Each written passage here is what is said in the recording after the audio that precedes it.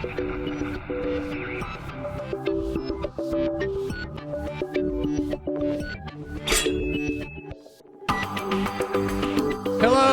internet friends, and welcome to episode number 165 of FinalBossTV, your WoW and game rating show. Today, at least, until we wiggle in other shows that aren't even related to World of Warcraft or whatever we're going to talk about. But, you know, Alpha's on the horizon. If you didn't know, if you live under a rock, Alpha exists for Battle for Azeroth. So if you miss any of the coverage, of course, that I'll be doing here on the live shows or on the live streams, it's all going to be put together on YouTube, so you can go check that out. Links, of course, down below. You're kind of seeing there's another leveling stream coming, but I'm going to be doing some live shows, of course, for Battle for Azeroth in the same vein as we do, you know, the live podcasts and shows here.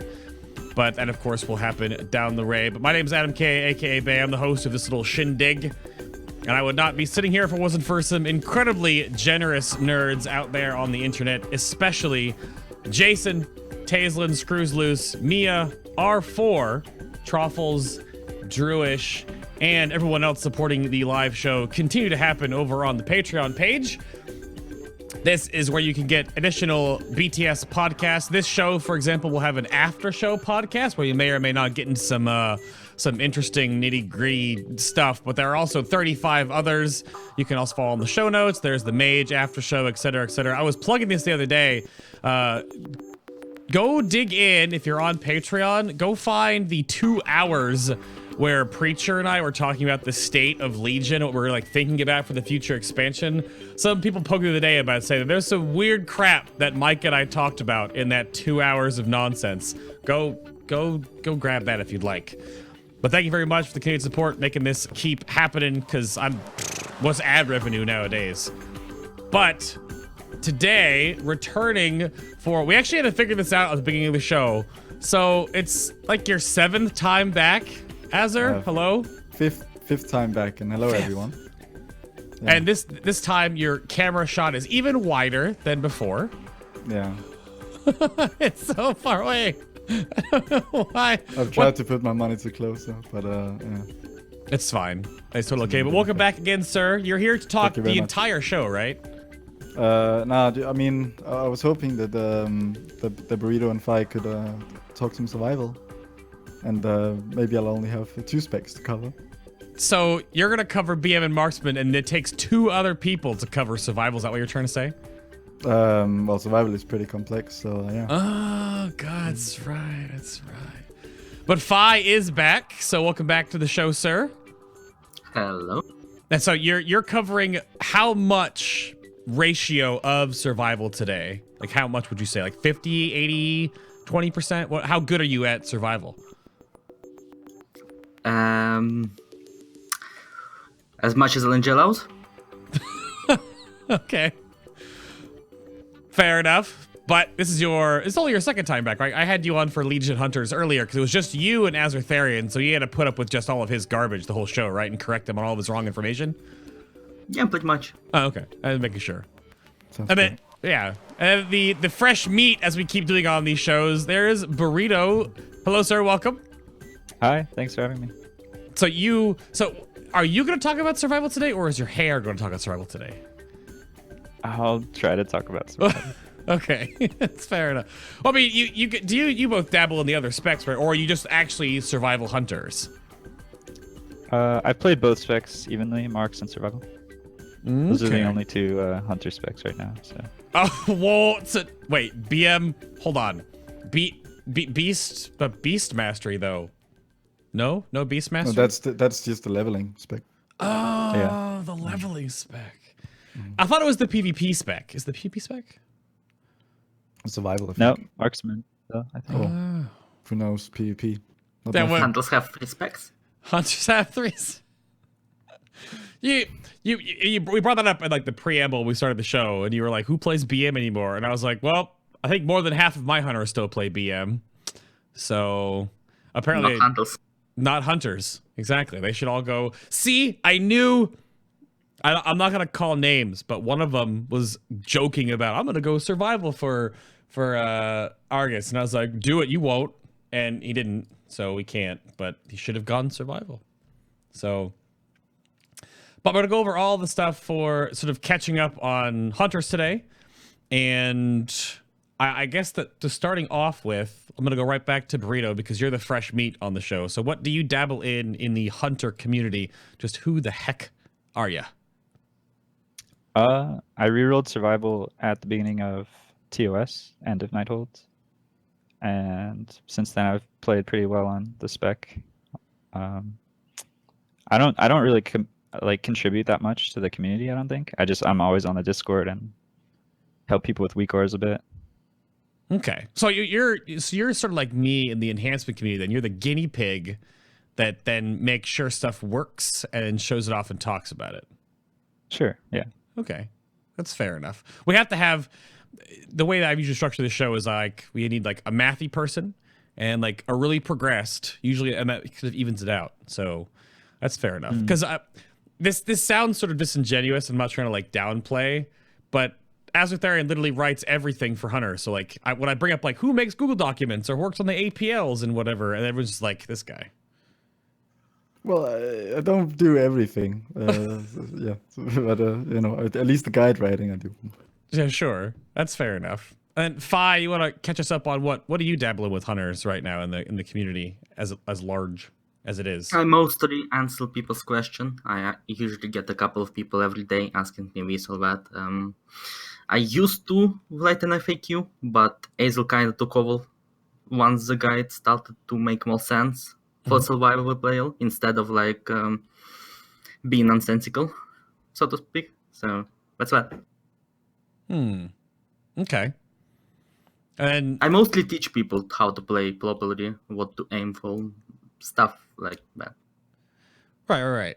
And that's you've been doing like as the phrase go, doing the Lord's work, either the both of you, because survival's been in this, and as I'm sure we'll go through as the show gets deeper and deeper, it's been this weird flux, the whole expansion, where I don't even know, you'll go over this, like how many buttons the spec has right now versus how many it used to have versus like what talents are just, you can always take them and what ones are just like never touch these ever. So we'll see how all that works out, because I'll toot my own horn a little bit here. We had rogues talking about the problems they had on the Ketchup show, and lo and behold, they got their mastery effect for assassination, and for them in Feral, bleeds and poison scale with haste. Both of them now, bleeds in particular. And then Mages had some fixes. Hopefully Warlocks are getting some love. So you guys, whatever you throw out there, the ether today might, you know, might show up in an alpha build.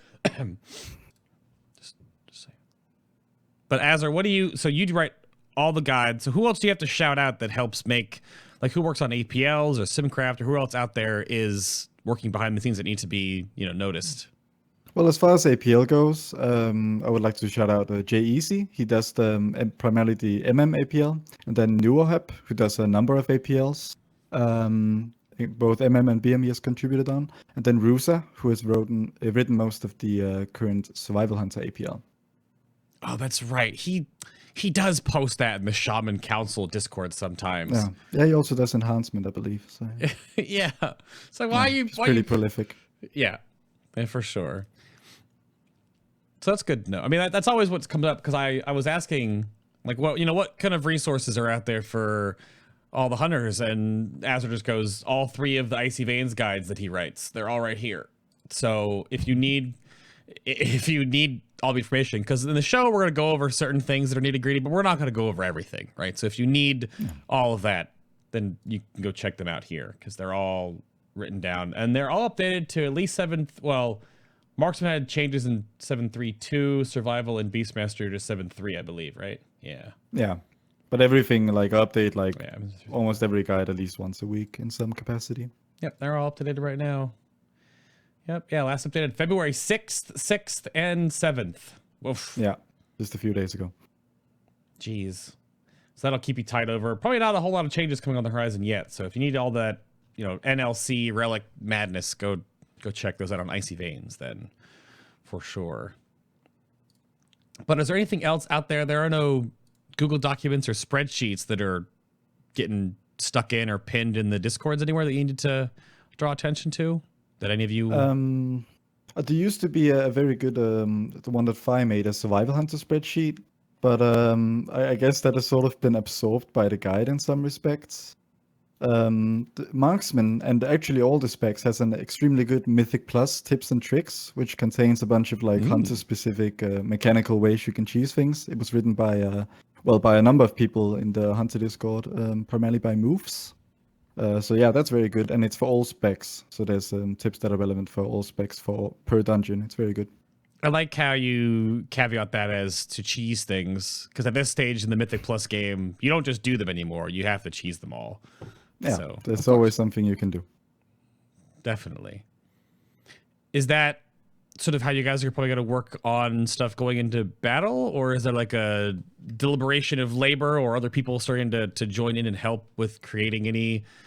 Are you going to put Phi and Burritoj to work? Is that what's get in there? Well, I mean, whenever there's new content, the whole community is gonna, be churning away working at something. And, for the stuff that I can't manage to do because of time constraints or anything else, I try to absorb the best of that and put it in the guide, because I think it's nice to have one place where you can reliably go to and get the good information.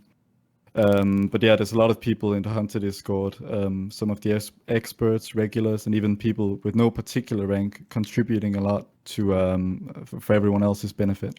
Be it through just, the mathy side, the theory crafting, creating spreadsheets just to figure things out and stuff like that. So yeah. Okay. Because there are other...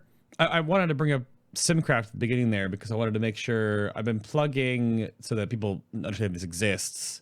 There are resources out there that not everyone knows about in the form of hero damage, which I don't know how much any of you have been interacting at all with the folks that are making hero damage a thing and working on it for Battle for Azeroth. This is a really excellent tool as they fine-tune it that shows, which will soon show probably Azerite gear combinations, breakdowns for currently. It breaks down your sets plus talent layouts plus legendaries, gives you sort of these theoretical bucketed DPS benchmarks for all these specs, then shows you like all the different builds that are a little bit weaker and such like that.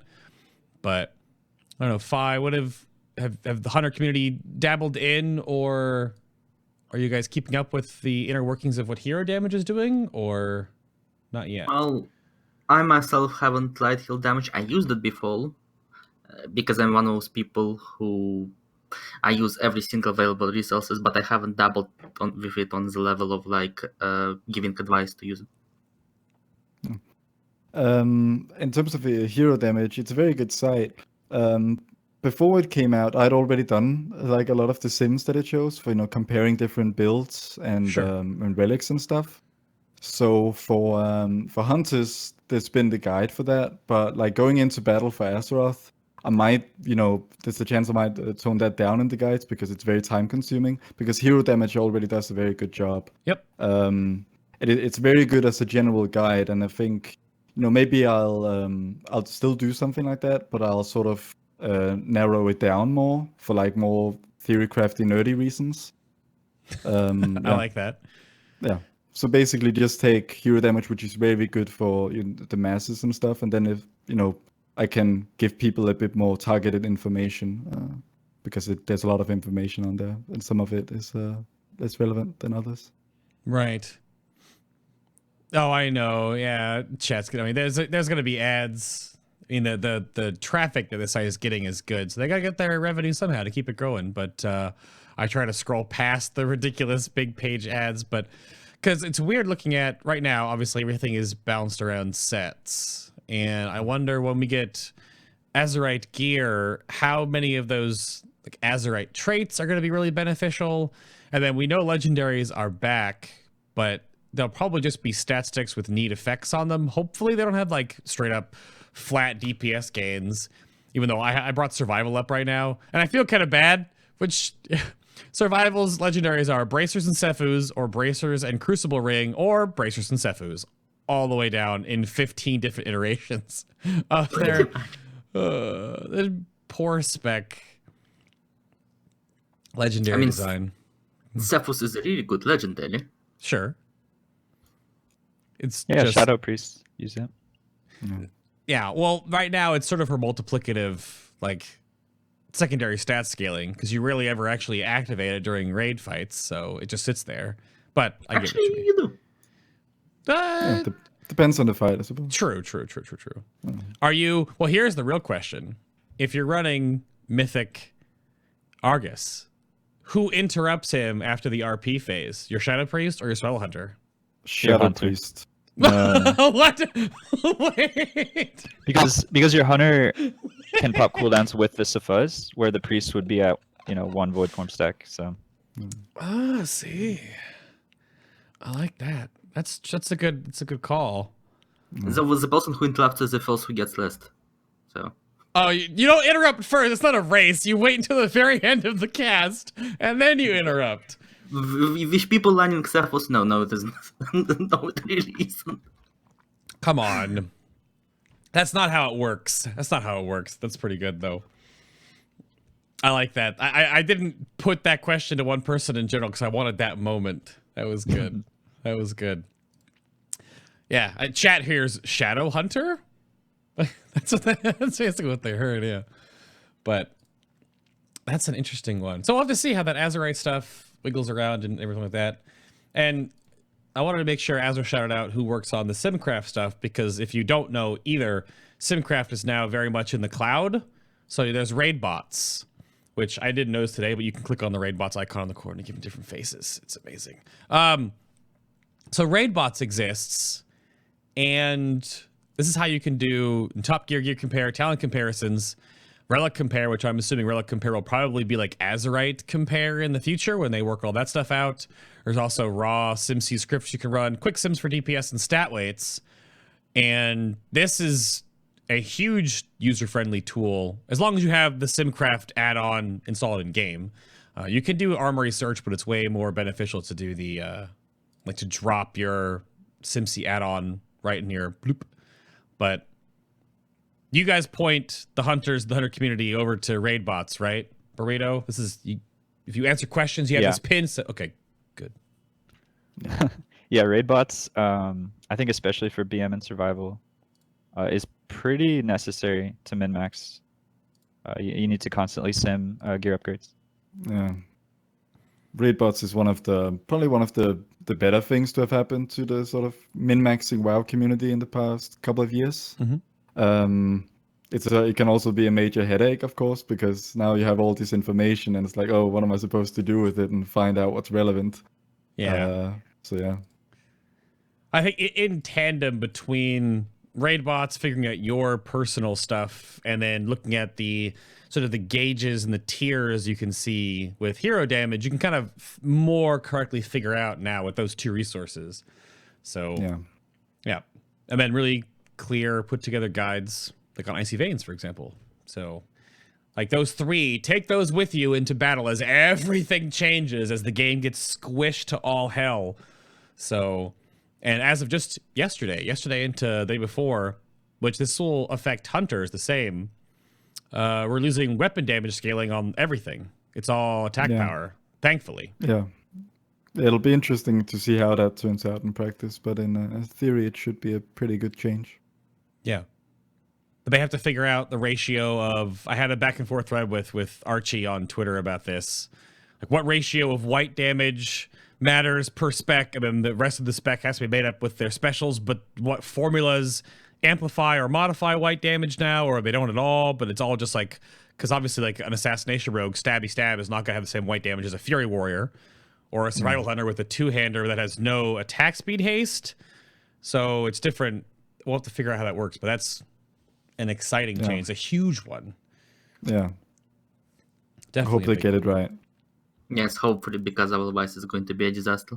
Well, sure. If you haven't done any dungeons or seen any screenshots of dungeon damage meters and logs yet from the alpha, obviously it's very much an alpha, and they always do spec tuning last. But it is funny to see certain DPS doing 40% of a boss's HP, and then some specs doing like 18 to 20. It's like a huge gap right now, but that doesn't matter. So to backtrack, on our catch-up show so far that I've done, rogues had bugs that they just like deal with. They become part of the class almost. Warlocks had design problems. Mages had spec balance, which you're welcome, mages, for that 3% fire damage buff. Right. I'm not responsible for that. I'm just, you know. So with hunters now, you have 2 specs that compete with the range slot, and now one of them is a melee. So I guess where are hunters in Legion, and where have they sort of ended up thus far? Burrito, I'm throwing this to you as the new guy. I'm putting you on the stage here. So like, where is, because you re-rolled to it, so why? Right. I chose survival after watching Naga and Method's kill on Gul'dan, where it was really strong. It was probably the 2nd or 3rd best melee in the game at that point. Due to tier 19 and just the way the fights worked out. Now it's fallen way behind and is, it's kind of a meme. It's not the most viable. It's good enough to kill Mythic Argus, but you wouldn't prefer it over some of the other melee specs. I follow. I mean, Phi, you fight for the survival hunter side of things. I mean, where is that just like how it is, or what do you have to add to that? Well, it kind of is, and the problem with that is one of the problems is Marksman kind of picked the niche of survival, the insane AoE, which was like why survival was good. For example, on Gul'dan until 19 was insane AoE from butchery, and that's what made the spec good on that fight, because you had parasites, you had eyes of Gul'dan, etc., etc. Mm-hmm. And that was the same why Fury Warrior was really good on that fight, because insane AoE. But now, until 21, Marksman has, I think, a more sustainable burst theory with, spamming the mark shot, is it? Yeah, multi-marked a lot and stuff. So you kind of lose that niche of burst theory, because there's also elemental shamans who got buffed since then a lot. So you have elemental, you have warlocks, you have marksman hunters doing this insane AoE, killing every single piece of trash instantly. So you just kind of lost your purpose, kind of thing. So that doesn't help. That's a really weird way to put survival, because a lot of the core kit is revolving around Mongoose Bite, which is super single target focused, but that, as you both talk about, the big niche that survival had was AoE, right? Because they have a lot of toolkits for AoE. Like, I have 4 different abilities they can stack for AoE, which is a lot more than other specs can. But then if Marksman just takes it over with Mark Shot spam, which is just like 1, that's interesting. Because go ahead. I think a survival specialty is kind of like high density burst AoE. Okay. Where Marksman, our sustained AoE is actually probably one of the weakest in the game. It's around like BM Hunter and Outlaw Rogue. But we can burst like Eye of Gul'dan if there's a lot of mobs that need to die quickly. Our Hellcarver trait will make Butchery actually competitive in that kind of situation, which none of the fights in the current tier, they don't have burst AoE really. It's all sustained. Portal Right. Keeper. Yeah, Portal Keeper. It's too spread though. It's too spread out unless you have a blood DK. Butchery is 16 yard range because it's 8 yards all around you. Yeah, it could work. It's just not. I see what you mean, though. But I wouldn't really put Portal Keeper high on the list because it's just an early fight, too. Yes. Yeah.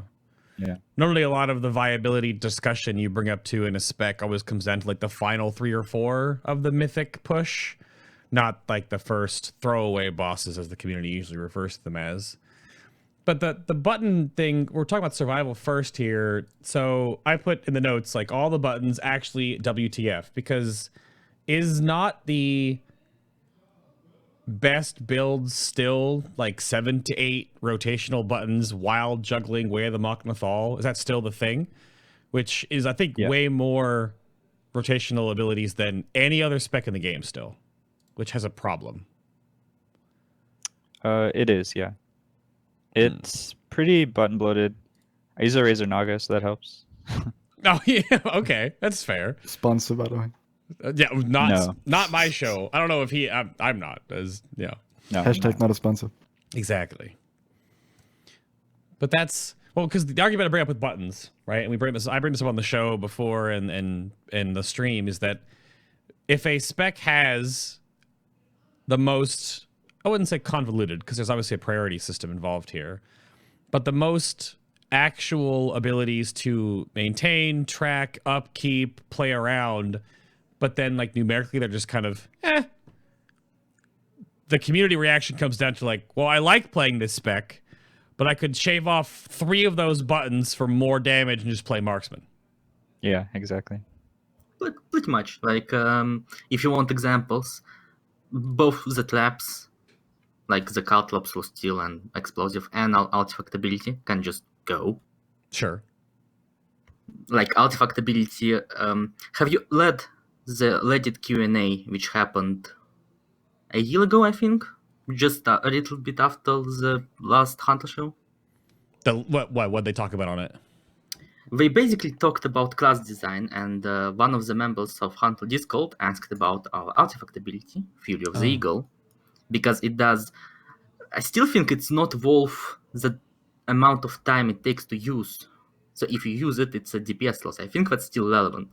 Oh, And they described it as something that's supposed to pay off. Like you build up to it, and then you use it, and it's super worth it. And on single target, it's completely not worth it. It's a DPS loss.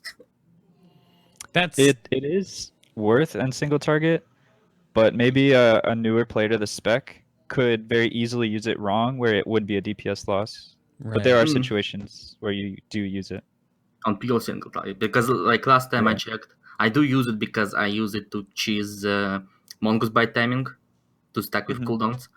But like if you just use it as a DPS cooldown, like any other artifact in the game, I think it's more bad than good. Right. You can't even use it with your major cooldown aspect of the eagle. It's a damage loss on single target to use it with aspect, which is totally counterintuitive.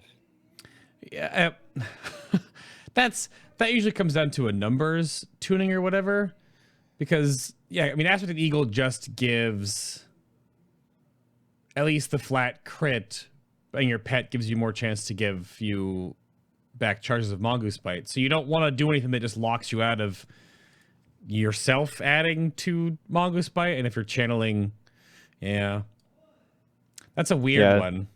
Just the damage per execute time of Mongoose Bite will out damage Fury. Fury, yeah.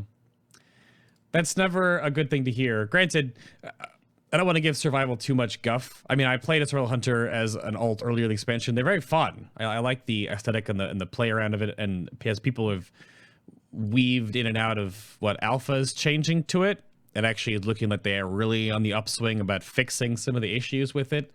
So we'll have to wait and see how that is. But as it currently stands right now, what you guys have said just rings true. But you have BM and Marksman now, which apparently we're putting BM in the middle, which I didn't know when I read the show notes, that BM apparently is not the real Hunter spec anymore. You still play BM. I didn't know, I'm sorry, but we're putting in the middle. So yeah. My first note on this for you guys, regardless of the state of BM, is hopefully they fix the kill command animation in the alpha, because I don't know how many BM hunters out there are tired of slapping their entire heads full of their guns and bows into their actual... It looks so dumb. I can't play BM on anything because of that. But did the Master of Beasts, like, did it work in Legion, Azor, or is it just like, just hit kill command and Dire Beast and stand there? I think, you know, with what they set out to do with the whole class fantasy thing, I don't think they necessarily hit the mark. So the closest you get right now is what is sort of called a Zoo build, where you basically get a lot of Die Beast resets and you get to cast a bunch of Die Beasts. But you don't really notice that, you know, that's what the button does. It sends a beast at your target. It's just you press it and it does damage, and it reduces the cooldown of Bestial Wrath, most importantly. So, I mean, it's subjective, but I personally don't get a very strong feeling of Master of Beasts when playing Beast Mastery. No. You are. Do we know yet? I sort of interweave alpha stuff in here. You're not keeping Hattie in alpha into battle, are you though? Like, No. So Haiti is tied to the artifact weapon, which is of course disappearing in Battle for Azeroth. So Yeah. there will be no more Haiti. You're just stuck with a single pet Hmm. and whatever you can summon with Die Beast. Okay. Yeah, that's what I put here. You just get another pet with wonky AI. What else did Beastmaster even get? So, because it's still like 3 buttons, wasn't it? It's just kill Command Dire Beast and Cobra Shot. Yeah, that of course forms the main, I guess spec. But of course, then you have the cooldown of Bestial Wrath, which is up every like 30 seconds or so. And it has a CDR mechanic to it when you use Die Beast. So there's a bit more to it than just the, free spec, free button spec meme. But it is, I think almost anyone would argue the simplest hunter spec at the moment. Right. Which is why it's so popular, despite it maybe not, tearing up the DPS meters. Well, then the reverse would be true if it was, because the spec is so simple but numerically so good. The hunter community would probably have the reverse effect that they would hate playing it because it's way too boring, but its numbers are there. So there's like this back and forth with how these specs work. Yeah, there's a big drama about that, when people discuss, because BM is not doing super well right now, at least it wasn't before the buffs. The buffs didn't make a huge difference, but anyway. It was about, should easier specs do lower damage than more difficult specs or not? Or should that play into things? And, some people are on, one side of that argument. It should influence how good the spec is, how easy it is. And some are it shouldn't. I don't personally have any strong opinions like that because I would be slaughtered by the other half of the community. So, yeah. I'm curious. I'm actually going to load this up right quick. So, because BM right now is at just over 2 million, like 2,077,000, so just over 2 million. Marksman's best is 2.3 million, and Survival's best is 2.2. Yeah. So yeah, by that discussion, simpler specs do worse damage. Yeah. Currently. But the question, I suppose, is whether it should be like that or not. Right. Yeah. Yeah. Because then there's the argument that the Swirl Hunters have, is they have all this stuff to manage and priorities A, B, C, and D to go through, and they're not as good as Marksman. Mm-hmm. So. Exactly. It's always a back and forth with the pure DPS specs, because that's same like Warlocks and Rogues and Mages, at least until Legion, you guys shared the same discussion because you were all ranged. But now you have Survival, which is the melee mix, which totally throws off the whole point, because normally the play style and the way a player learns to play a ranged muscle memory or whatever is way different than when you put yourself right in the boss's ass. So things definitely change. Yeah. So then, Burrito, Phi, you guys haven't really dabbled in BM. Well, I'm picking on Burrito here because he said he played the other hunter spec once in Legion, but I mean, I doubled in every single spec for hunters, mostly for Leflands, because sometimes people ask me questions for our specs. okay. It happens, like, not sure how, but it does. And sometimes I cannot refer them to someone else. I think BM... Okay, I'm not afraid of the community as Azel is. I think what the specs, if they are super easy to play, should do just a little bit less damage, because, I mean, they are super easy to play. You can get your pitchforks out now, by the way. Okay. That there's a back and forth on that. I'm not sure. I don't know, Burrito, where are you weighing on this? You gotta put your stock in somewhere. I think Blizzard has made BM do less damage than Marksman, not because they're easy to play, but because they have permanent run casting. They have Bloodlust and Battle Res. So it's more of a utility spec than Marksman. Where Marksman is pure damage. Yeah, that's a pretty reasonable angle on it as well. The mobility is, I mean, you could argue that the mobility is a component of its ease of play in and of itself. Sure. Because a lot of playing MM well is managing movement, minimizing it, and getting the most out of standstill periods. So Marksman has awful target swapping, like for Verimothras or. Yeah, it's not great. My guild tells me to swap, and I say maybe next time. Mm.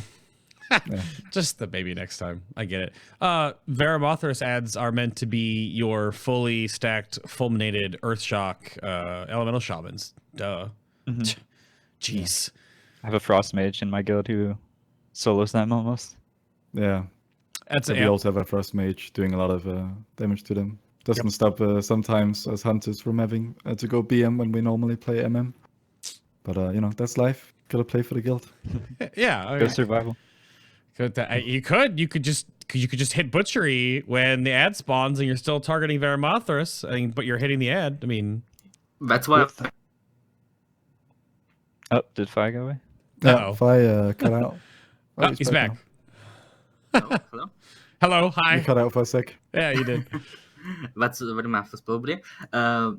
So yeah, it's viable actually to use butchery on that boss if you slug and cleave the ads. Yep. That's what I was You can getting to. even with the survival extended range easily be in the melee group and be hitting the ranged ad with Mongoose Bites. High, hit it for 4 million.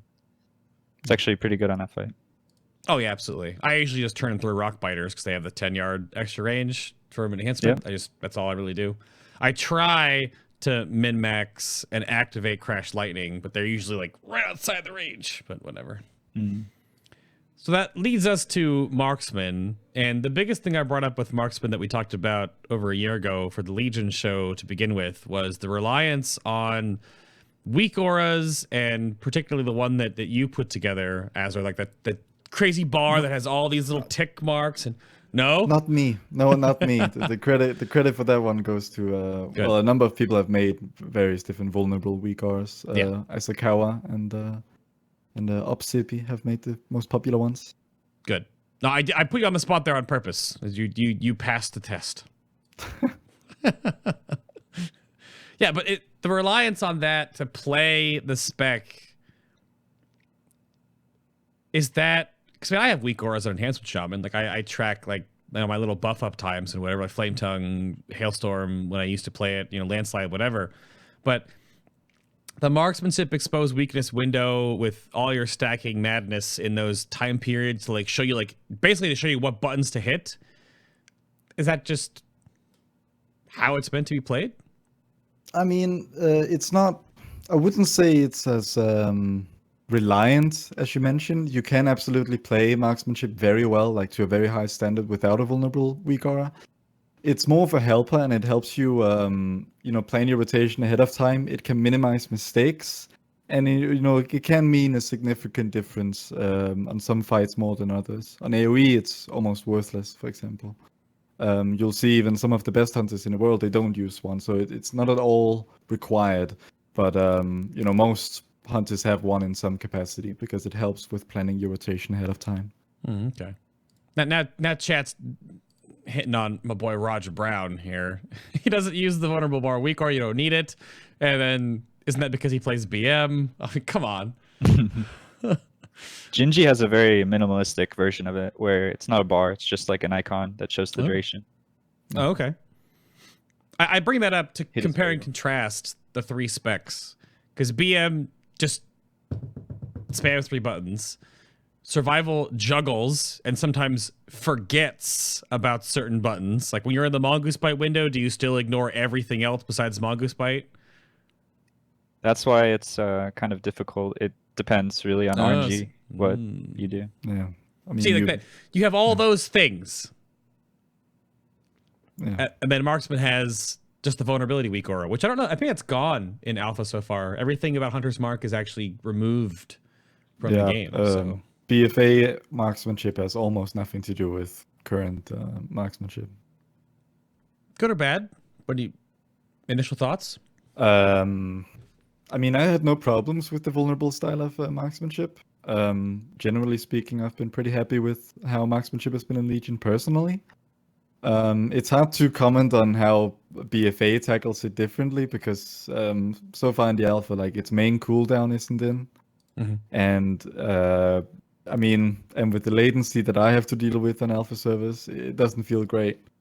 And you know, it's hard to stand it also because right now it does no damage on the alpha. So yeah, opinion pending. Right, sure.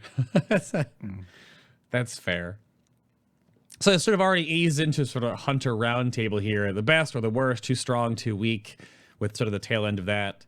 But so open forum to the three of you here, and just the one thing I want to pick at is, has this been a thing all expansion and we just haven't noticed this yet? But the sudden squishiness of hunters, maybe it's just in Taurus.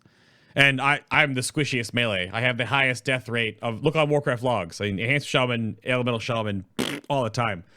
But hunters are like a close running mate now, apparently. But they have an immunity, but it's super long cooldown. So when did this suddenly start developing that hunters have, they're like the squishiest ranged? Like you just don't want to bring them anymore? Or you bring like just like a little, like one, maybe two, that's changed. From before, you could bring all of them and it was fine. I don't know who wants to start this. Go for it, Esser. Yeah, anyone can. Okay, well, I can take it then. Oh, okay. I think Burritoj. they've moved away from raid mechanics where it's sort of like Avatar, where there isn't too much damage and then there's sort of a very survivable burst of damage, or you just immune the damage altogether with your turtle, to like more constant, like Agrimar, where you can very realistically die just to constant damage the whole fight. And we have no self-healing as marksmen, so maybe that's part of it. Yeah. Well, you do have acceleration and self-healing, but that's on a 2-minute cooldown. And Sure, just a health that's stone. not very strong. Right. I don't think it's a sudden onset of squishiness. I think just, you know, the appearance of the death statistic page has sort of shown it to the world. I think it was always like that to an extent, but it hasn't been a problem. And I really wouldn't call it an overarching problem.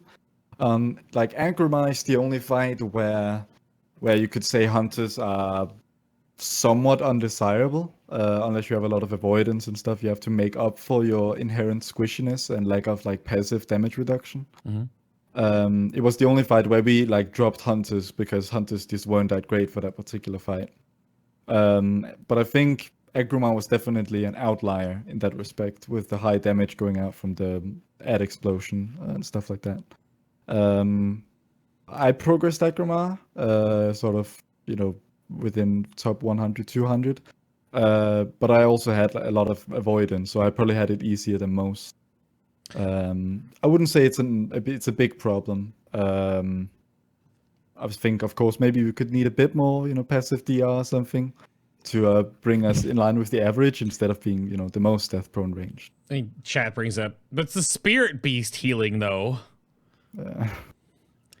I think you can see in Mythic Plus, everyone would agree, I think, that Marksman is far ahead of the other two specs. And it's a lot of it is because of their survivability, actually, with disengaged damage reduction and Turtle. And Pride as actually being like a good legendary for damage and survivability for them. Sure, of course. I think their survivability is actually quite good compared to most range specs. Yeah, See Gingy doing 27, 28 keys, and you know he's fine. Yeah, precisely. In a Mythic Plus context, there's a lot of like potentially one-hit mechanics, and you get a decent chunk of damage reduction after using Disengage as marksmanship, which can, you know, cut off that damage needed to survive it or not. And that's something that most specs don't have on demand like that constantly. Right. And if I can, and with survival, it's kind of the problem of we have the toolkit from kind of ranged side of Hunter. Like the total is more in line for a ranged kind of spec, not for a melee. When you're closer to every single mechanic for both camps, like total is a good cooldown when it works and not on cooldown. But because on melee, you need kind of a little bit more than that, I feel, most of the time. So Marksman is better for pushing Mythic Plus purely because it's not in melee, because a lot of mechanics in Mythic Plus are merely specifically annoying. Mm-hmm. Yeah. Yeah, I mean it's so funny when you guys talk about the hierarchy that you have your 3-minute immunity, your 2-minute health stone, and then marksman, which gets the edge because it has the DR from your artifact when you disengage. And that's obviously a much shorter rotational cooldown. Talking to an enhancement shaman that has 1 90-second DR and a 30-minute immunity. That's all I've got. And their response so far in alpha is we have Earth Shield now.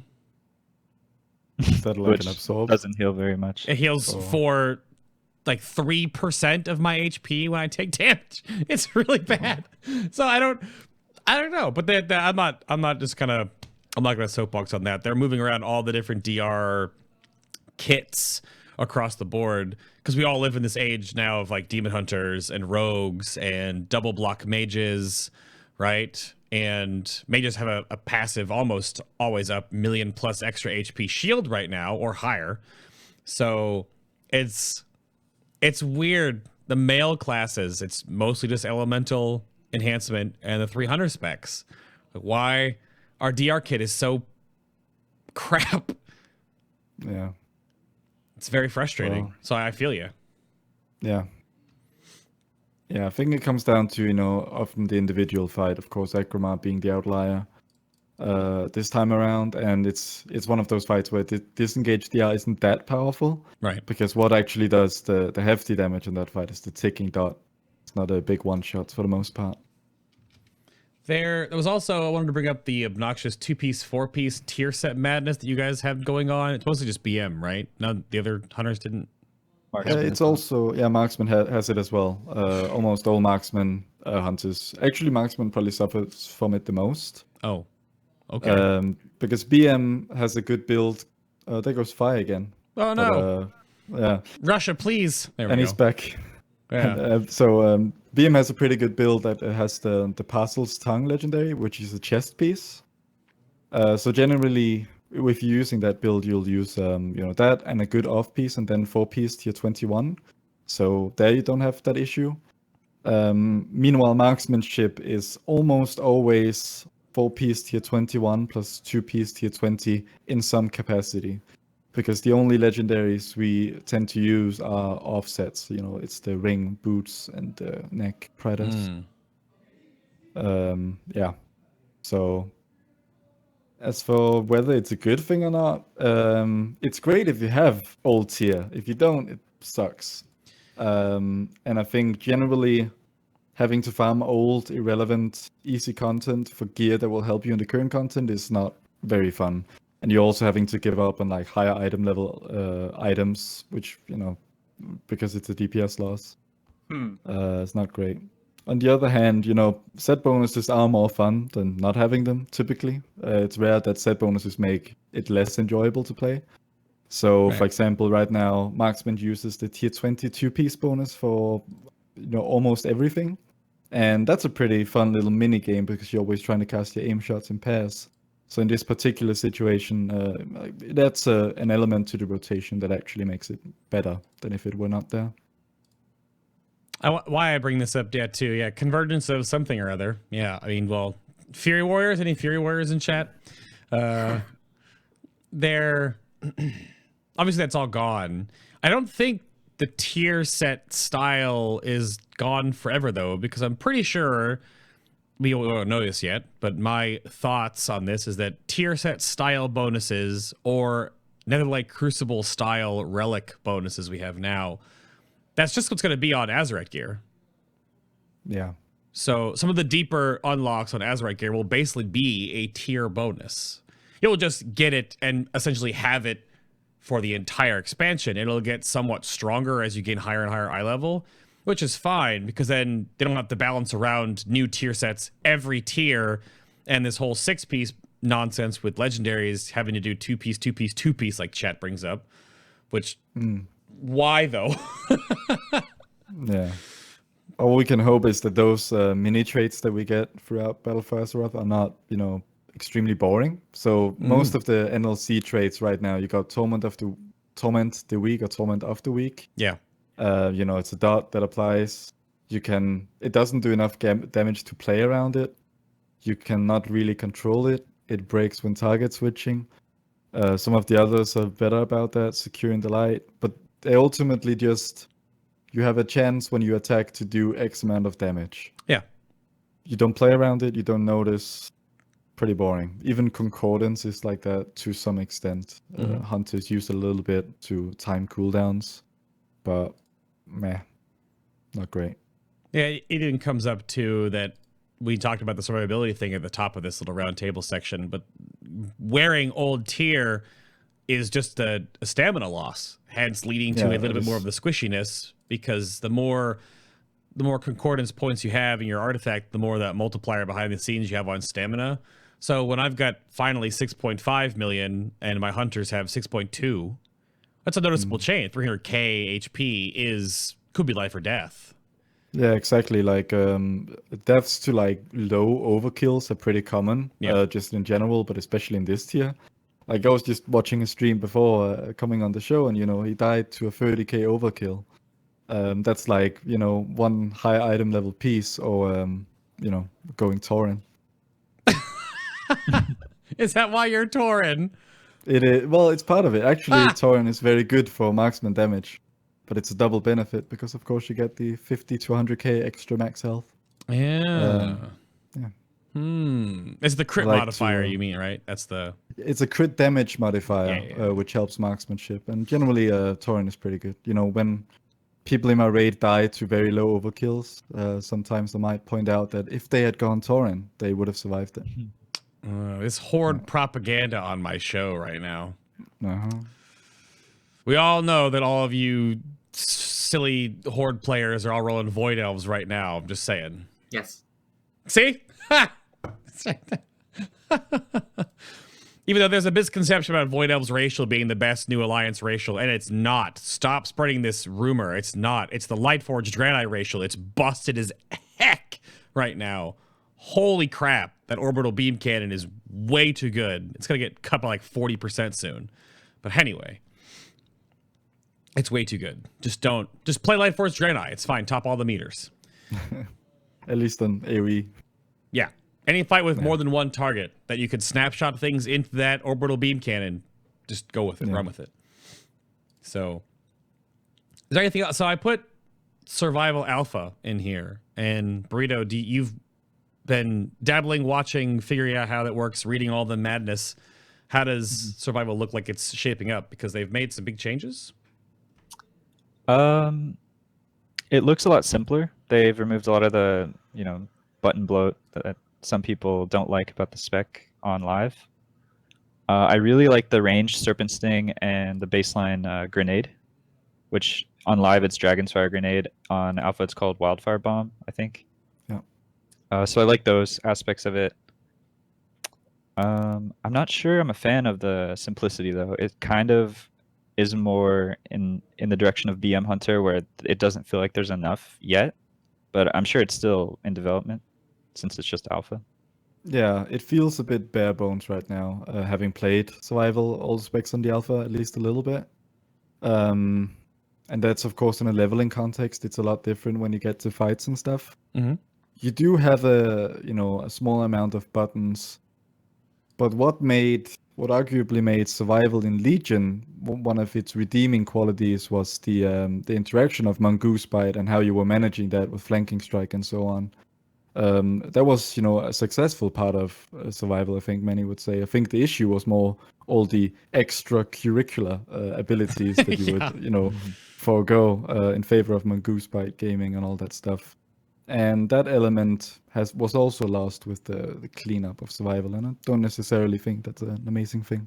Well, to curtail off chat, the reason why I bring up Survival in a more alpha sense is because it's any spec that gets it's a brand new to the game, like Havoc or Vengeance, right? Or when Monk came in, or when Death Knight came in, the first expansion after that introductory expansion is usually a huge shakeup for them. So Survival is basically completely brand new in Legion, which means it's going to have a big shakeup going into Battle for Azeroth. And you both bring up buttons in a different way. Phi, what would you think? does the survival hunter community, you're used to it now, like the 7-8 button madness. So like how many core abilities do you think the new survival should play around though? Because the mongoose window looks like it's going away. So it's a talent, I think. Yes. Yeah. So what should it look like? Well, I think what currently the rotation, like if you throw out like a couple of things, it would be perfect. But that's my opinion. Like some people hate it, some people love it more than I do.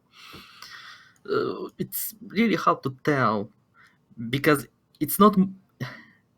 Survival feels clunky mostly not because of the amount of button right now, because with high enough gear you have enough haste to press with buttons. It's the RNG elements of mastery, for example. Burrito can probably concur what if you just get unlucky, it's really not fun. And well, changing that because there's no more mongoose bite charges, it's Lapis like, as far as I know. And it's replaced by the talent if you want to go mongoose bite and stank, and it's just a timer, so there's no RNG. And that is a significant change. Right. Because the flanking slack to mongoose bite balance works because flanking slack is almost guaranteed to give you a charge. So it's not as random. It's still random, but not as much. By removing the randomness, you're changing the dynamic, but this randomness has to go. It's not fun. It's not productive. Like, mastery is the worst stat consistently for the spec. Right. Yeah. I mean, the key thing you brought there, too, is late game, we have enough haste to hit those buttons. That's an awkwardly bad sentence to say about a spec. Yeah. Well, it's the same as with, for example, no, Shadow Priest could use Randall to Madness, but the problem is, like, some specs play better with a certain amount of specific gear. Like, Survival played at the start of the expansion better if you stacked haste. It doesn't play really well if you like under 30% haste. It's just the amount of buttons kind of limits it. Mm-hmm. That might be a problem, but it's the same as some specs avoiding a stat or stacking a stat. Like, for example, I don't know, Lokes avoiding haste as if it's a plague on well skin. Right. Like, because they don't need it, so it makes some decisions. You need to make some decisions how to kill your character, and that adds to the spec. Burrito, Now, you the had... problem. Yeah. Hey, Burrito had something you wanted to add. You were going to. Or are you good? Did I? I don't remember. No, that's fine. Go ahead, if you had. I think the spec, it feels kind of like you're walking on glass playing survival. It's very punishing if you make a mistake. And that's maybe what people don't like about it.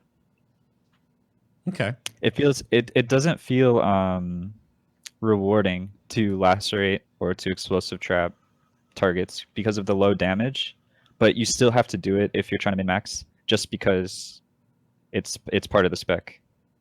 Right. That's what Azor said about like the extracurricular things that are outside the bubble of what the core feels like. All this other stuff that contributes probably less than 15% of your overall throughput. But you just kind of have to hit those buttons, you know. That comes back to a problem that I've had for a very long time with enhancement, and they're balancing the fact that once you have too many damage sources, they all just kind of get muddied. When you have 28 different sources of damage, or whatever have you, that's what enhancement used to have, 26, 27, or whatever last expansion, and MOP was really bad, then all of them kind of feel meh. And Survival has a bit of that right now, where you have a dozen plus, and it's just kind of meh. Yeah, okay. Yeah. Anything else that you want to round table about, or are we good to move on? Good to go? Yeah, all good for me. This is on you. Chat was bringing up why talking about alpha stuff right now, but this is feedback time, because we've already changed rogues and mages, and come on. It happens. I've always personally been sort of apprehensive. There goes Phi again. Oh, no. I've always been sort of... Russia. There he is again. Yeah, there he is again. I've always been sort of apprehensive about commenting on alpha too much early on. And it's because previous experiences basically told me that what we have now is pretty far from what we'll end up with. But, you know, part of the reason why that happens is because people provide feedback and stuff. And, you know, often the live build that we have on alpha servers is behind what Blizzard is actually thinking at the moment and stuff like that. That's yeah, I'll devil's advocate that a little bit because they have openly said outside of the specs we know, like survival, demonology, that are getting a lot. Havoc and Vengeance are also getting quite a bit because their first expansion after being launched. They're not doing a lot of changes. I can attest to that by the fact that the quote unquote changes I've seen to enhancement, they don't change anything. Like nothing. Outside of the attack power scaling stuff, which will be interesting to see from a mathy perspective, but like I will probably be playing the exact same way as it currently stands, so we have to see if that's good or bad. Yeah, of course. I am speaking from the perspective of just Hunter and Legion marksmanship, completely new spec. Battle for Azeroth marksmanship, nothing to do with Legion, so that's also a completely new spec. Survival likewise. Yeah.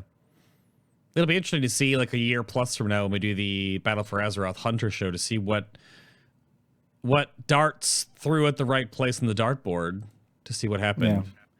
Because the pure DPS specs keep getting this kind of a treatment, right? Fire Mage changed quite a bit from Warlords to Legion. So, and the addition of Fire Melon to not having Fire Melon is going to be different for them. So little things like that we'll have to see. I mean, Affliction Warlock has Shadowbolt back, which you haven't seen the goofy madness from Alpha right now with Shadowbolt's breaking the game. It's pretty good. But alrighty then, we have some guidey stuff and then some Q&A we can take from chat in a little bit. But for this section, I have some little things I wanted to plug. Of course, thank you very much for tuning in today and watching the show. If you are on Twitch, there's the follow button up top here or the subscribe button if you want to keep the show going in that regard. Of course, down here on YouTube, it's like over here somewhere. But if you're on YouTube right now, or if you've missed past shows, all the shows go up on YouTube, as well as the side content that I'll be doing for my coverage for Battle for Azeroth, like I did for Legion, which sort of ballooned and grew my channel to where it is. But if you missed any of the shows, they're all right here. They're all linked by playlists, so you can go to the 2018 playlist right over here, which starts playing my face instead of actually showing the playlist. There it is. So you can go check the playlist out we've had so far going into this year, and then of course 2017, 2016, and back and so on. Also iTunes, Stitcher, and Google Play Music for the audio-only versions, or just the website, FinalBoss.tv. You can hook into the RSS feed or hit the audio-only play button right there on the embed, whichever would you like. And you can do the audio-only versions you can put on your phone, etc. Do whatever you'd like with it. But I would not be sitting here if it wasn't for all the support the show gets, because this is what I do for a living now. This is what I make and do, but the Patreon support and the extra stuff you guys can get on that. So Jason, Taislin, Screws Loose, Mia, R4, Troffles, and Druish, thank you in particular for your continued support. And if you want to check out the show notes, the behind the scenes of how the shows are put together, and sort of follow along, or if you're in my Discord, you can then sort of add and poke me for, well, can you ask this question or whatever, and that helps me kind of formulate the show notes. You can do that. There are 35. There'll soon be 36. We're doing an after show BTS for this show, but you can go check out all those there, where we sort of just sit back and talk about either the wrap up of the show, if it's like the Mage after show, or sort of a get together before the show happens, which is a meet and greet podcast, just sort of go over what we want to do. This is 53 minutes of Warlock madness was pretty good. There was also there are the BTS live streams for patrons only. This is archived if you want to watch that, and sort of goes over what we're doing and what we're working on behind the scenes for the show and where the show is going. That's how content is made nowadays, unless you have 1,700 million subscribers like Game Theory or something. This is how it works. So if you want to keep doing this, the changes for Legion testing from Legion to beta for Battle for Azeroth, I didn't archive as much stuff, so I'll be archiving the testing streams, and then there'll be discussion videos as well, and then there'll be sort of big chunks of other stuff, and of course we'll do some sit-downs during the alpha and the beta to sort of talk about different aspects of what's changing. That'll be a little more spread out this time instead of doing like 3 months in a row, because we don't know how long we're going to be here. We do have the tentative launch date for Battle for Azeroth, but that's September 21st, which is the last day of the summer quarter. So we could have it anytime before then, but we'll be in this for 5 or 6 months. So stay tuned if you want the testing stuff right here and the streams that are coming and the shows, of course. But I think it's time to bring over the WoW database and sort of go over some talents, which sort of bring up and funnel into all the madness we've talked about so far. So, Burrito and Phi, if you guys want to go back and forth on survival, maybe we'll look at survival's cookie cutter right now that we have talked about, but this will sort of give a more visual representation of how silly the spec is right now. And again, we'll look back on this a year from now and we'll see how it changes in alpha into a Battle for Azeroth, though. But who wants this? Burrito, you want to walk me through what the what's the cookie cutter right now for Survival Hunter? Sure. Way of the Mochnithal is pretty much the standard for the first row. Also, the reason many people are deterred from the spec, maybe. Sort of an upkeep buff. Mm-hmm. Throwing axes has some PvP uses, I think, for when you're getting kited by a mage, maybe, but has no place in PvE ever. Animal Instincts would only be taken on heavy sustained AoE where you don't have the focus generation to even use Raptor Strike. You could go Animal Instincts in that situation, or leveling. Okay.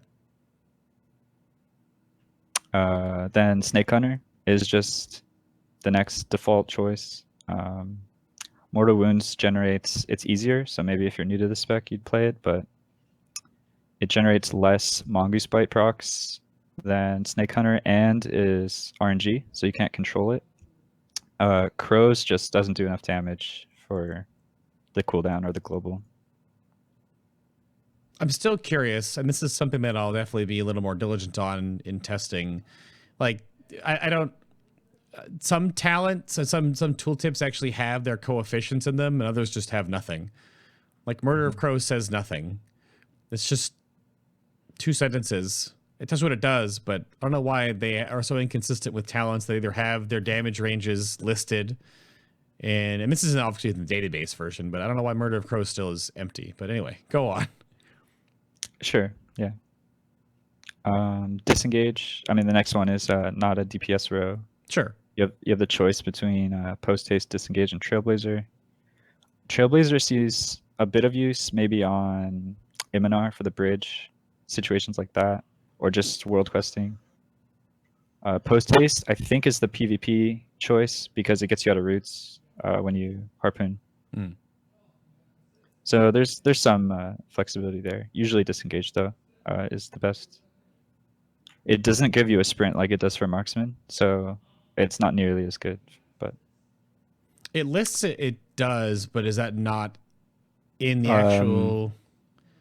The difference is that marksmanship has disengage baseline, and then you choose the post-haste talent for the speed bonus. Yeah, because post-haste is harpoon for survival. Right. Yeah, exactly. Right. Gotcha. Which, if you harpoon to the target, you're already, you're there. You're in melee range. Why do you need a 60% speed boost at that point? It's to catch up to people in PvP, okay? It's a PvP talent in the PvE tree. We know this happens. It's for when your tank's monk taunted away from you and you can't connect for 5 seconds. Oh my gosh. Or just Agrimar's movement in general. Holy crap, why is he so fast? Yeah. Yeah. The next row, Caltrops, is pretty much always taken. Steel Trap had some very niche uses until they patched it out in the most recent patch. I'm not sure why. Where you would get the waylay on ads on Kingaroth. You could pre-trap before they spawn, and when they spawn, it would do 6 times damage. Okay. But it just doesn't work anymore. You could also do it on Heroic Argus physical ad, so it would tick for 3 million a crit, but it's just been removed. And now there's really no situation where you want to use Steel Trap over Caltrops. Guerrilla Tactics is a PvP thing again. It's like bursty. It could be, I think I used it on some of our like really fast reclears of Harjatan where the ads died so quickly. I didn't really get Caltrops value, but in general, it's not nearly as good as Caltrops. And on that note, hate Caltrops. Oh, yes. Really? It's my favorite survival. It's one of the reasons I play survival is for Caltrops. I like it a lot. it's an amazing talent, but it's really, really easy to fall into the trap of using it on cooldown, because if you use it on cooldown, it's also a steel trap. Sure, yeah. It does take more. It lasts longer on the target. The dot remains longer than the cooldown of Caltrops. So Yeah. you either want to refresh it only when the dot falls, or when you have a free global in the rotation where otherwise you would press nothing, just waiting for a focus. Now it lasts, so there's two things here to unpack. So A, it's a bleed. Bleeds are hastened in Battle for Azeroth if this still exists, so it would be the exact same cooldown as the actual cooldown. The reason why it doesn't, the bleed lasts 15 seconds now, but the cooldown is lowered exponentially by the amount of haste survival stacks. That's what you guys are talking about, basically. So Haste doesn't reduce Caltrops cooldown. It Oh, just wait, has a does it? baseline lower cooldown than the dot. well, Because on the dot persists for 6 seconds after Oh, the that's Caltrops what it disappear. is. Really? What Yeah. the heck? That's So backwards. So it's Yep. 21 seconds, basically. Oh gosh. Yeah, it does. And it So- has the movement speed reduction for 6. So the last tick adds and refreshes to 6 seconds. Yeah. Weird. Okay, that's sure. So Okay. a mob or a player could step into it and then maybe say mage blink away from it, but they'll still have the slow and the dot on them. Interesting. Okay. Sounds good. What's the next? Just a very weak set of utility, I'd say. Sticky bomb maybe has some uses in like BRH, I guess, to interrupt unkickable adds AoE. That's about it. It's almost never used. Ranger's Net is used in PvP. It can proc a fuzz, but it has a focus cost and it's on the global. So usually you just want a freezing trap to proc a fuzz, like on Agrimar. It's all right, unsung hero. It's unsung hero of Emerald Knight. No? Oh, Sorry, God. what? Well, if Burrito doesn't know, Angel's Net used to block Cephus on bosses from half of the Oh, expansion. right, yeah. Oh, you used to use it on bosses, even if they were immune, it would still work. Yes. Gross. Okay. fair Blizzard, enough. can you have it back, please? Thank you very much. Yeah. Okay. That would be cool. I wish, but a little maybe too strong. Yep. Camouflage, just same as marksman. Get to go invisible, and it heals you a little bit. Yeah. But not usable in combat. Right. So doesn't really affect the like the in combat playstyle. I think camouflage should stay with the spec. That's kind of iconic, I think. Going into BFA. Mm-hmm. Oh, but the last 90 and 100, what's we got here? So this one would change your playstyle a lot, and this is the row that you mostly change with survival. Butchery is a pretty decent AoE button. It scales. I think it scales infinitely. There might be a cap on the Hellcarver, I'm not sure. But this is it costs a ton of focus. 40 focus, I think, or 50. 40, yeah. On the tooltip, it says here. Okay. And it does a large sort of burst of AoE damage. This is what you'd take on things like High Command to AoE. It's like, say, Whirlwind, but stronger. It's basically Brutal Slash. Is it still good enough to use pure single target, though? I know there was a time where you just rotated it in on... No. No, not anymore? So it's the focus cost is so high and the damage is so low on a single target that if you're talented into Butchery, like say Mythic Plus, and then you're on the last boss of Court of Stars, you don't even press this button. Unless you're running the Legendary Chest, which is not good on single target. Okay. Yeah, chat saying no cap on Hellcarver. Okay.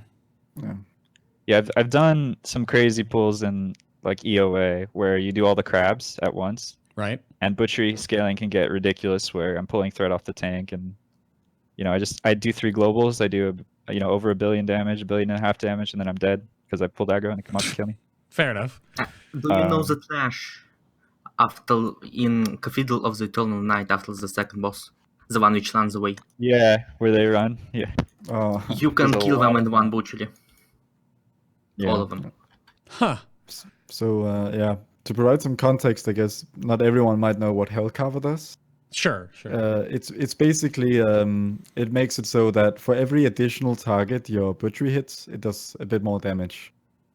And It's an artifact this trade. is what Artifact trade. yeah, it's an artifact trade, and this is what scales, into essentially infinity. So if you can hit a bunch of targets like the spiders and or the crabs, then each hit of butchery will do a ton of additional damage. Yeah. Unfortunately, it's not multiplicative. It's just it just adds a percent. I think it's baseline. It's 13 or 16% with 4 points in it. Yeah. Yeah, it must be 16 then. Extra damage, but it's not multiplicative. It's not multiplying the previous, version by 16 for every target. It's it just adds 16, 32. It's still a lot because the demon hunters out there are going to be a little salty because they nerfed their blade dance version of this, but they didn't touch survival's version of this, which is the very same type of thing. So, yeah. We do suffer. I mean, you suffer pretty significantly on single target by taking his talent, so it's not without a cost, I'd say. So what are you taking in instead then for single target? Just the passive Serpent Sting on the right side. Okay. DFG pulls very slightly ahead of Serpent Sting if you're not playing Mochnithal, I think, last time I checked. But, I mean, everyone plays Mochnithal and Serpent Sting in combination. Okay. Especially with Tier 21 force set, so... Yeah. Serpent Sting is kind of weak, but just better than the other options in that row. So then tell me how... about 5% of your damage. Oh, okay. I gotta ask how good Spitting Cobra is. It's like the best ever, right? Yeah. Yeah. You basically always take it. It's Expert so Trapper. boring though. Gosh, I hate. It's just Searing Totem that gives you focus Yeah. with a cooldown, which Searing Totem didn't have a cooldown. It's a snake. But it's a snake. But it's a snake. I don't like that. It kind of It's a feels like it snake. should be a BM talent and not so much survival. All right. And that's why it's a yeah. BM talent and BFA. Exactly. Yeah. That's true. This is why we bring this up, yeah. So, gosh.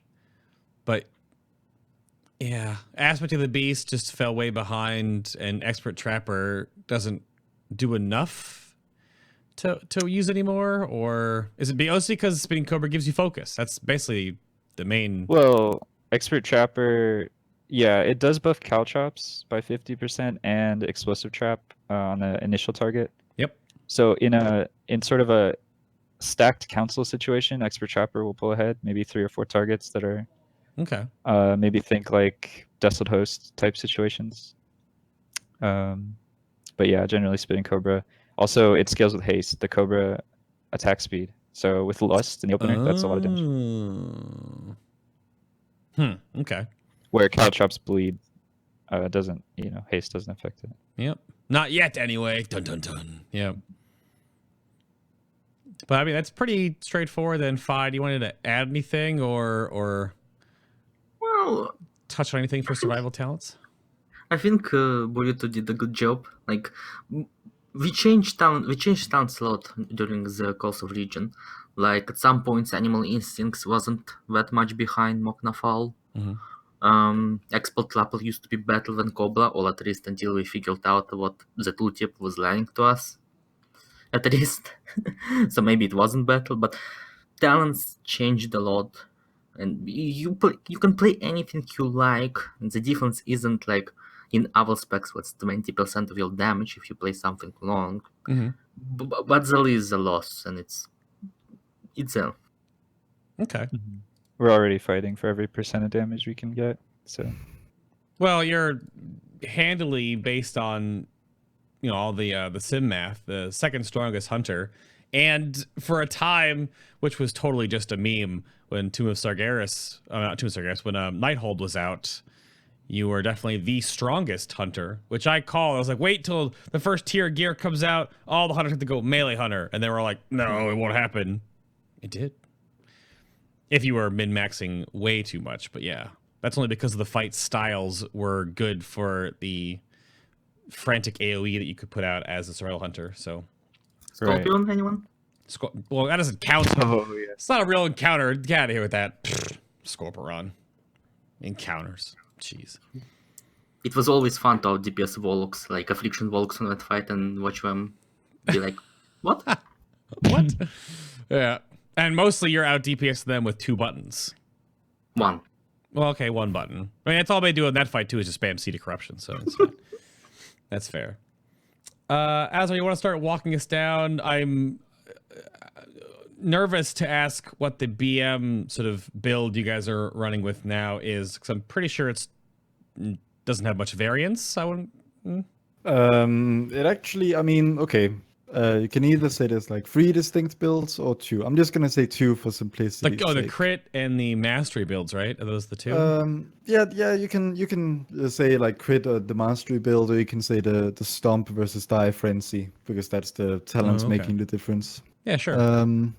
So starting from the top, you will almost choose Wave the Cobra. It's just a damage buff to Cobra Shot based on how many guardians, including die beasts and other stuff that's active. So of course, it goes well with any build where you can send a lot of die beasts at the target, like Stu build. Mm-hmm. The only reason you'd ever swap out of it is if you're doing like really sustained AoE, which is rare, where you don't get to Cobra Shot as much because you have to keep up Beast Cleave. Okay. Which is pretty expensive, and for that reason you might go die stable, but that's pretty rare. There's almost no fight in Antares where that is the case. The level 30 talents are... So it's basically Stomp or Die Frenzy. Most people will have the best time going Stomp. It's basically just, it does more damage. It basically does a hit of damage, AoE damage, whenever you hit Die Beast. It's very particularly good for cleave, especially like bursty cleave, because it's just you hit Die Beast, it does the stomp damage, and it can be pretty respectable burst cleave. And Die Frenzy replaces Die Beast with an ability that makes your pet do some damage when you hit it, and it also stacks a pet attack speed buff on your pet. And that one actually requires, it adds sort of a skill ceiling to BM, because you have to use Die Frenzy in such a way that you keep up 3 stacks of the buff. So the ability has 2 charges, but if you just use them on cooldown, you'll not be able to build on top of and refresh 3 stacks of the buff. Chimera Shot, not really useful for anything. That's because it should be baseline. Sorry. Yeah. So the level 45 is... it's mostly a utility tier. It's kind of like for survival. Trailblazer, something you might choose for Immonar crossing the bridge quicker. Sure. Then there's Post Haste and Fast Rider. You almost always choose Post Haste. Fast Rider is kind of unreliable. If anything, it's half decent for BM, because you generally have a lot of crit if you're playing the crit build anyway. Mm-hmm. But Post Haste is the default choice, because you usually don't need to disengage much, which Fast Ride allows. It resets the cooldown sometimes. But you need to move somewhere quick when you do use a disengage. Sure. So that's why you go Post Haste. Level 60 is basically tied to what you choose in level 30. So if you choose Stomp, you'll pretty much always choose one with the pack. And if you choose Die Frenzy, you'll almost always choose a Bestial Fury. The reason that one with the pack and Stomp combine well is that one with the pack basically gives you more Die Beast, Wild Call procs that reset the cooldown of Die Beast. Mm-hmm. And because Stomp buffs your Die Beast so significantly by making them do the Stomp damage when they spawn, these 2 talents combine very well. 75, it's a utility tier. It's so usually you choose Binding. For Coven, you can choose Wyvern Sting, because then you can. It's basically an additional freezing trap. Oh, so yeah. you can use it on one of the running Norganon, I think, ads that spawn in Coven. Yeah. And that's the only sort of currently relevant thing I can think of. Intimidation is not really used that much. It has a longer cooldown than Binding Shot. And they're both stuns, and Binding Shot is AoE. So you use it for like the BM Mage Tower challenge, where you are basically interrupt limited. Yeah. And so you'll use Intimidation for that purpose. Right. Level 90 is between Crows and Volley. You almost always choose Crows. On a single target, it's significantly more damage, and you need a fair amount of AoE to make volley beat crows. Like fortified Mythic Plus dungeons. Sort of and even that depends on the dungeon. You know, lower Kara, obvious volley dungeon. Upper Kara, maybe not so much. The level 100 tier is so Stampede is out. It doesn't do enough damage, and it's too long of a cooldown. It's just not. It's pretty fun. Yeah, I mean, you gotta break. Yeah. You said it's Stampede is right out, and everyone just quickly goes, "Damn, it looks ridiculous now." But I mean, come on. Yeah, exactly. So the choice is between Killer Cobra and Aspect of the Beast. With Stomp, both can be good. So if you have high mastery in your gear, and depending on what legendaries you use, I mentioned pre-show that like BM has 6+ potentially best legendaries. Yep. Either Killer Cobra or Aspect of the Beast are better. Currently, like the distribution in Mythic Enters is like 65% Killer Cobra to 35% Aspect of the Beast. But it really depends on your legendaries, and you can't provide a single answer for this. If you were to simplify it to some extent, if you're using the Raw of the Seven Lions legendary belt, Killer Cobra is almost always going to be better. If you're using the Kepler Iridun War Order boots, Aspect of the Beast is almost always going to be better. If you're going with the Die Frenzy build, you always go Killer Cobra, essentially. That's So, yeah. There's So an in interesting that back and forth there. Okay. Yeah, exactly. So in that whole tree, there's like two distinct choices. There's the Stump and the Die Frenzy build. The Die Frenzy build currently has a like a current meta, which is what I mentioned earlier. Generally, you'll go like Call of the Wild and combine it with Convergence of Fates. What the Blizzard did recently is that they buffed it to your 21 4-piece bonus, which is a cooldown reduction to Aspect of the Wild. So if you use Call of the Wild and Convergence of Fates with this buffed tier 21 4-piece, then you'll get a cooldown of Aspect of the Wild that nearly matches up with Bestial Wrath. So every time you Bestial Wrath, you'll pretty much have an Aspect of the Wild ready to go. And this is where the Die Frenzy build shines. So this is where you'll go, you know, Call of the Wild, Convergence, usually like Parcel's Tongue legendary. It's a chest legendary, it takes up a tier slot. And that's a very good single target build in particular, which is most of the fights in Enteros. There's Yeah. This is the weirdest thing I thought about BM, and I don't know if the BM hunters out there have shared this, but I never understood why you had Bestial Wrath and Aspect of the Wild, and they were desynced forcibly, because one is like a resource generator, both for more Dire Beast because of the crit, and focus because of the actual use. But then Bestial Wrath is the flat damage amp. I just don't know why. Like no other. I don't have to hit 2 different cooldowns to hit Ascendance, right? I just hit Ascendance. Yeah. I don't know what it is. Like Fire Mages don't hit other buttons; they just hit Combustion, right? Or Icy Veins. And BM just has both of these for some reason. Yeah.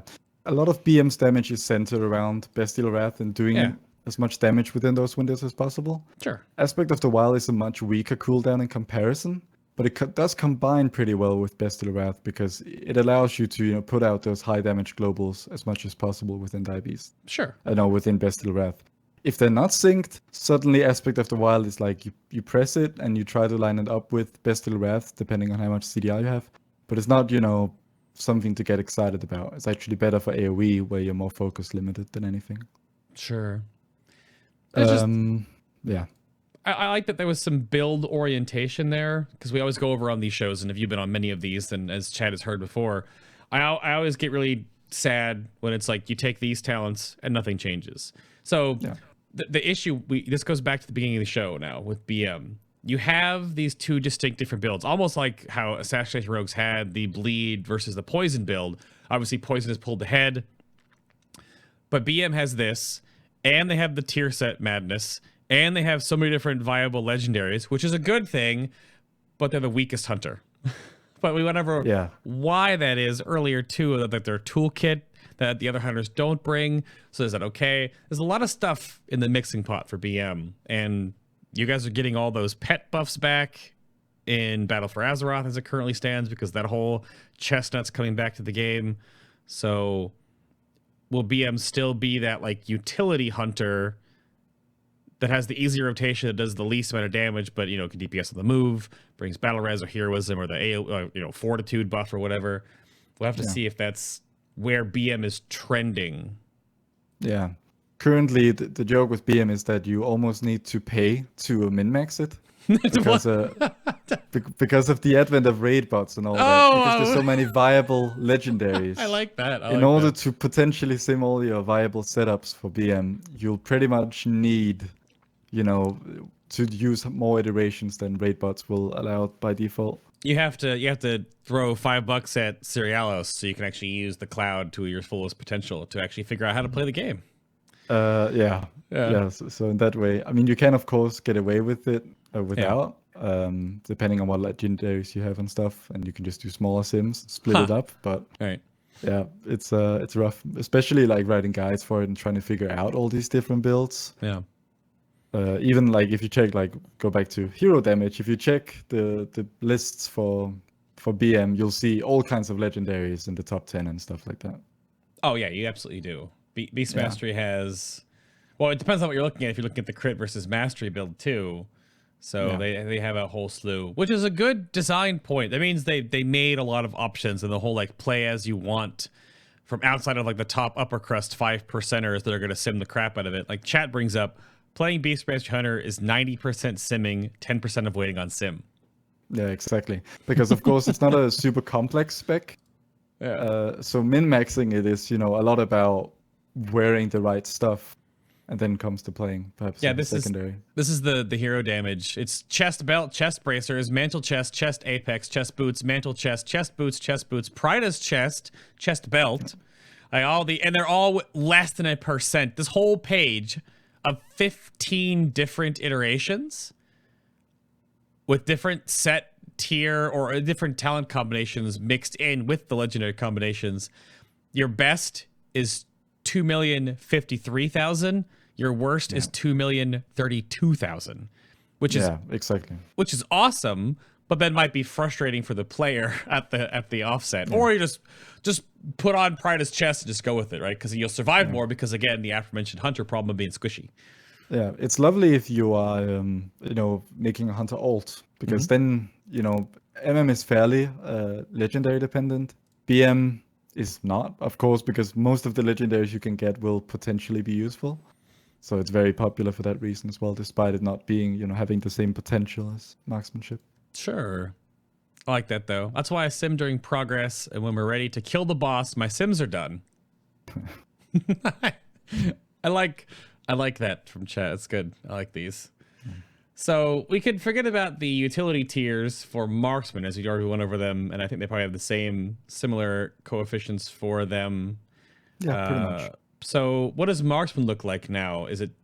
What the funny part about this is the YouTube sleuths are going to listen to what you're about to say now and go back to a year ago and see if marksman's changed. I'm curious about this. So what's marksman look like right now, and how is that evolved? Unless Burrito and Phi have anything to say about BM. No? Not really. I've only messed around with the spec a little bit. I've never tried to be good at it compared to the other two. Right. I was just picking on you both because you both said it's not a real spec at the beginning of the show, so that's all I was saying. You both play the real hunter spec, apparently, right? So yeah. But all right, Azar, walk me through marksmanship then, and what you guys have sort of devolved into. And this again, if you need the guidey stuff, need the NLC, you need the artifacts and things, go check the Icy Veins guides for that. But what's the talent build you guys are looking at right now? So basically Lone Wolf. And the no pet spec is definitely the best. Sure. None of the others even come close, really. Like you would have to really do some mental gymnastics to find a situation where careful aim can be competitive, at least from a damage perspective. The only reason you might deviate is if you need desperately need the battle rest in a Mythic Plus dungeon, then you might go careful aim. Allows you to use the pet. Okay. Level 30 is so Black Arrow is basically out. True aim is best for single target, but it breaks whenever you cleave or swap targets.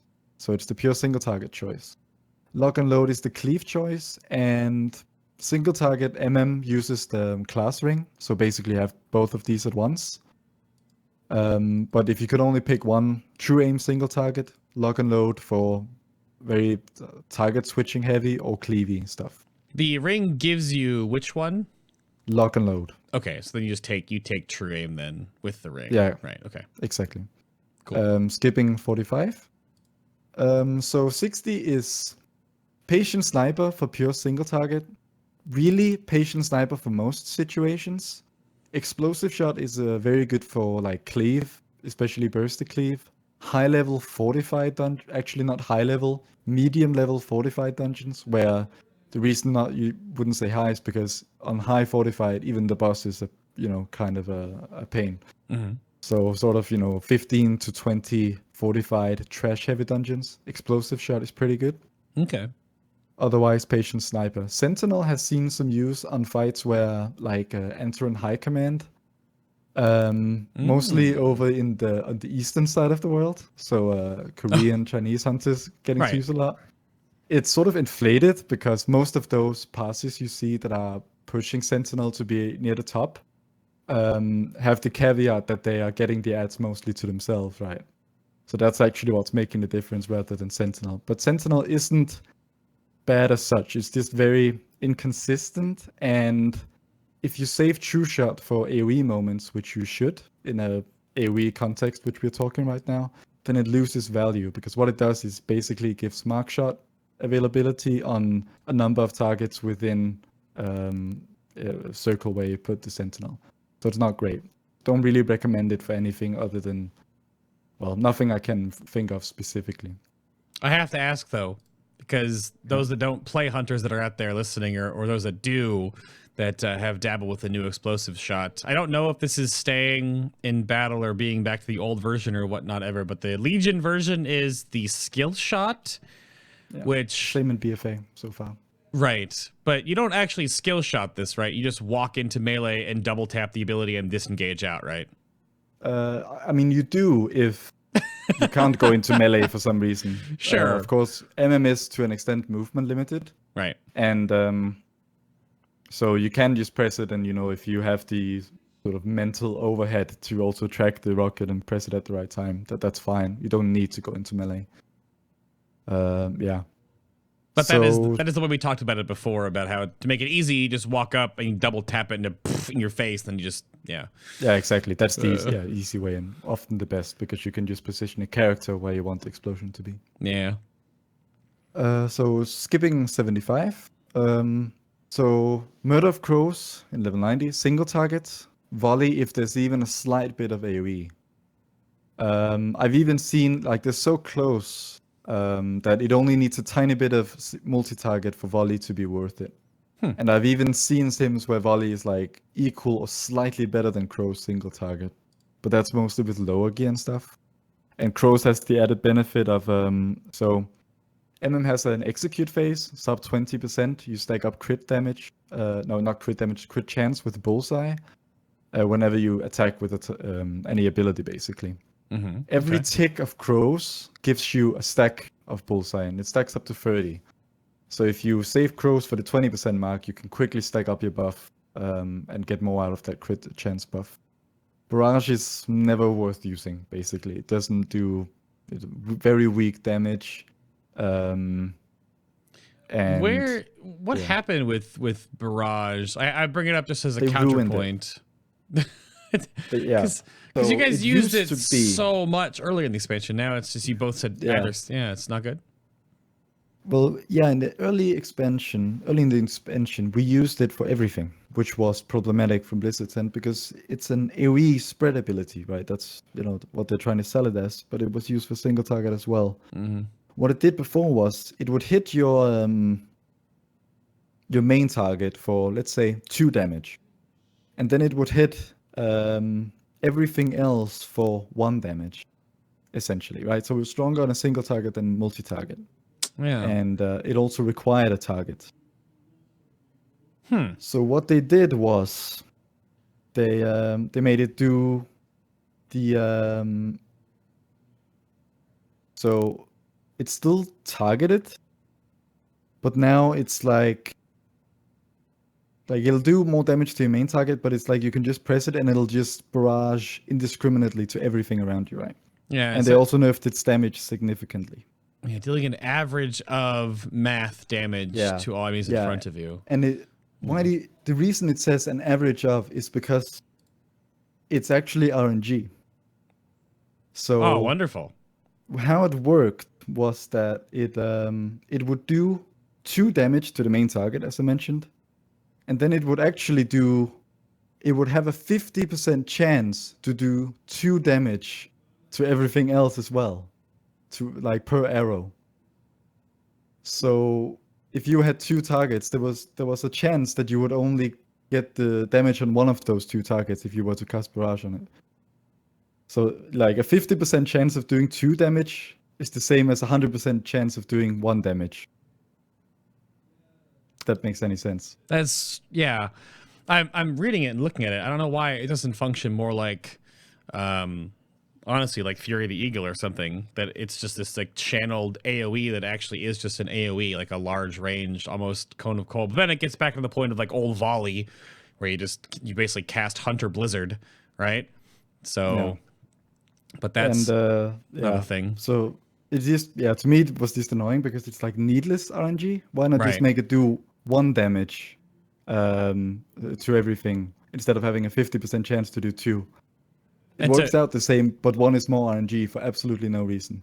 To clarify, Azortharion's not saying it actually does 2 damage. He's just saying the difference in that the main target would take more than the off targets, but now the way it works is it's randomy.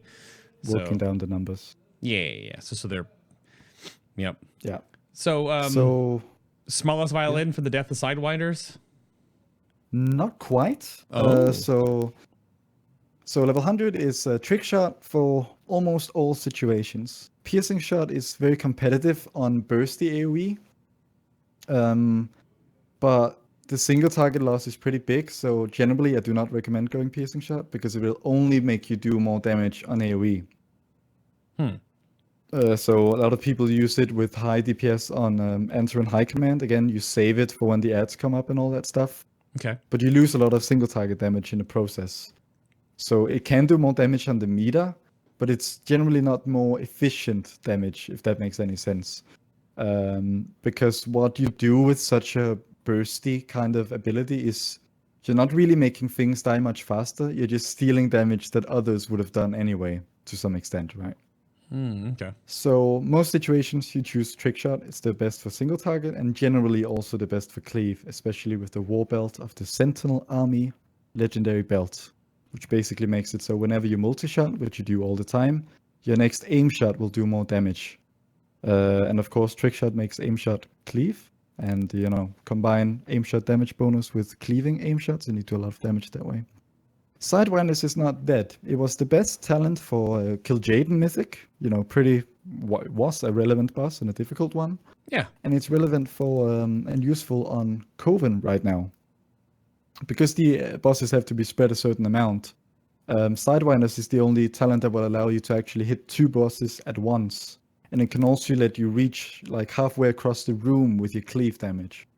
So that's why you use the Sidewinders and Coven. But that's like the only thing. Basically, it's the spread cleave / AoE talent. Sure. And okay. Coven is the only fight that fits that sort of very good right now. Yeah. So yeah. Okay. Not that much. Like there's not many different builds for MM. For cleave, there's some variation. Like I mentioned with the Sentinel sort of meme build, piercing shot as well. But generally, you got the trick shot single target build, which is very standard, same talents almost all the time. Right. And the trick shot cleave, which is almost always the same talents and legendaries. Yeah, it was weird the flavor they put, because I always thought, and I'm sure BM hunters thought too, why is the marksman hunter the petless hunter shooting snakes out of his bow? But then at the same time, so I wonder, because they toted all the class fantasy stuff so hard in Legion, and some of the class fantasy was just lost for a long time about it.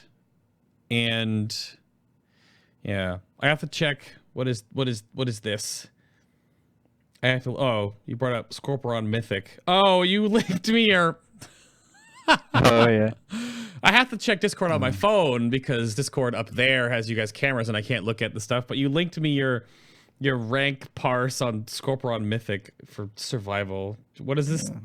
16 million DPS? No big deal. That's butchery of that era. Yeah. At 9 filled something. Yeah, but the class fantasy part, yeah, I don't know. They said they've gone too hard. I mean, early in the expansion, if you remember this, if you didn't play, only survival had traps, so they patched back in traps for marksman and VM. They didn't have them; they weren't there, so that was a thing. And I got to bring up with the trick shot because Phi and Azortharion talked about the madness that was the trick shot early on in Legion, where it was the disengage equaled more damage on your next aim shot or something, which was just abysmal. Man. Yeah. No, thank you.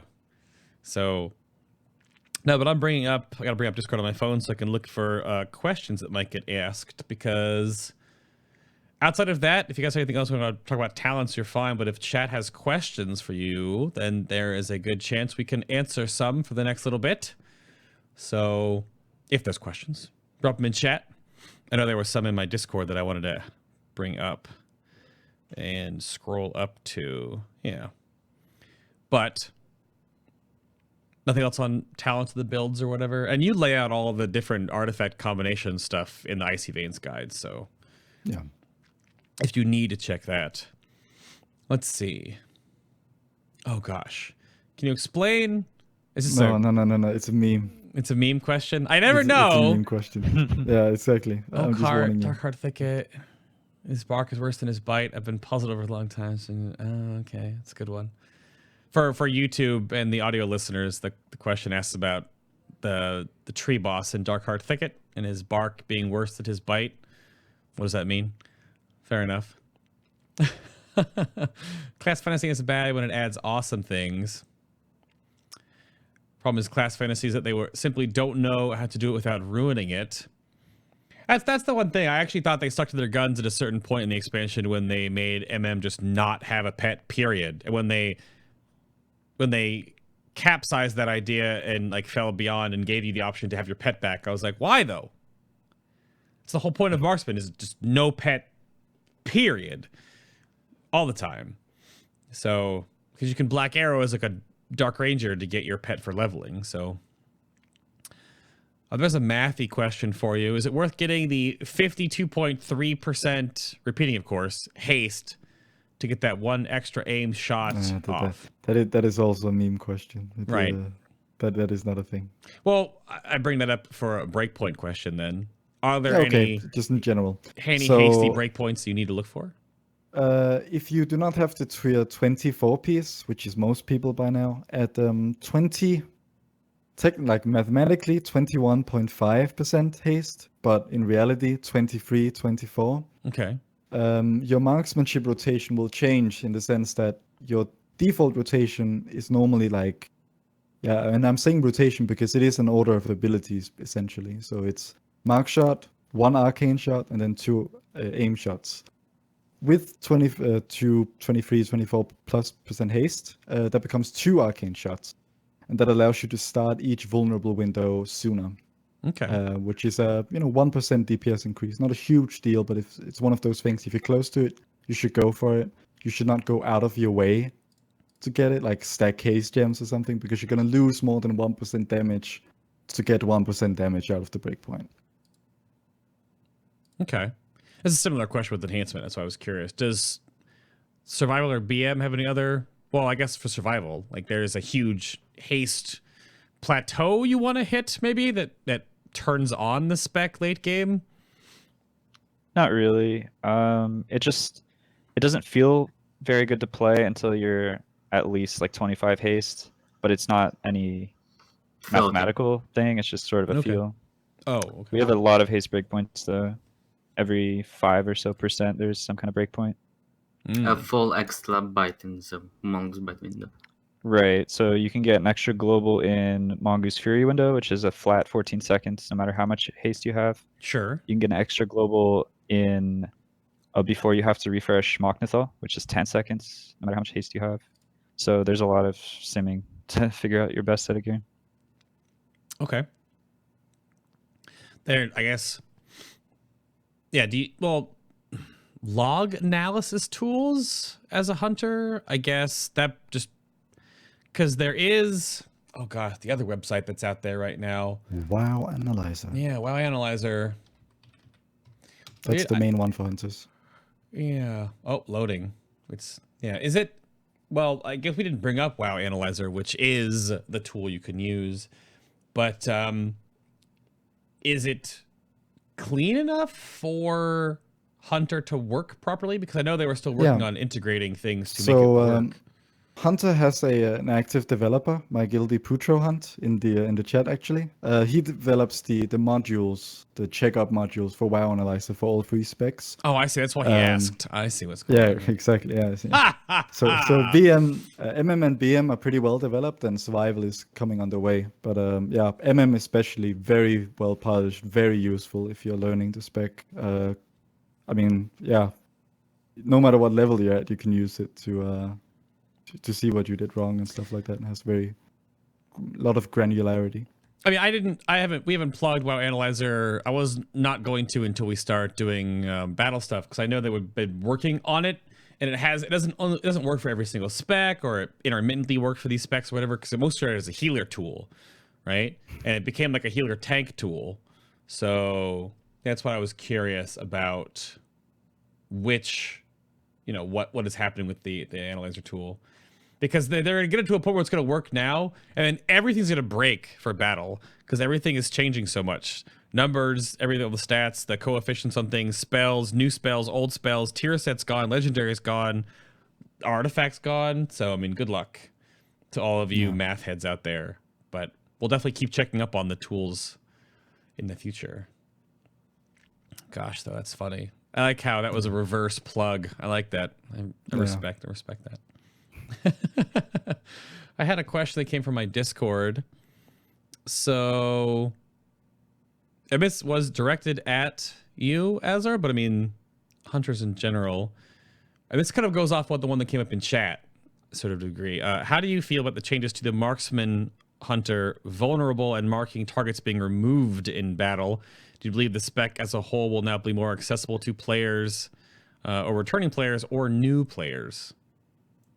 I don't necessarily think that the MM BFA model is easier or more accessible. Mm-hmm. Like so far, like it's hard to form an opinion when it's so unfinished. Like it's missing its main cooldown and all that stuff. And it's hard to get a picture of context because the abilities don't do the damage they're supposed to. It's different, but I don't think it's more accessible. Like, it's not gonna be easier to play than current MM, I think. If anything, it has more buttons to deal with. But each one, you could say, means less. It's different, but to me, neither better nor worse so far. So I'm sort of playing it safe here and reserving judgment.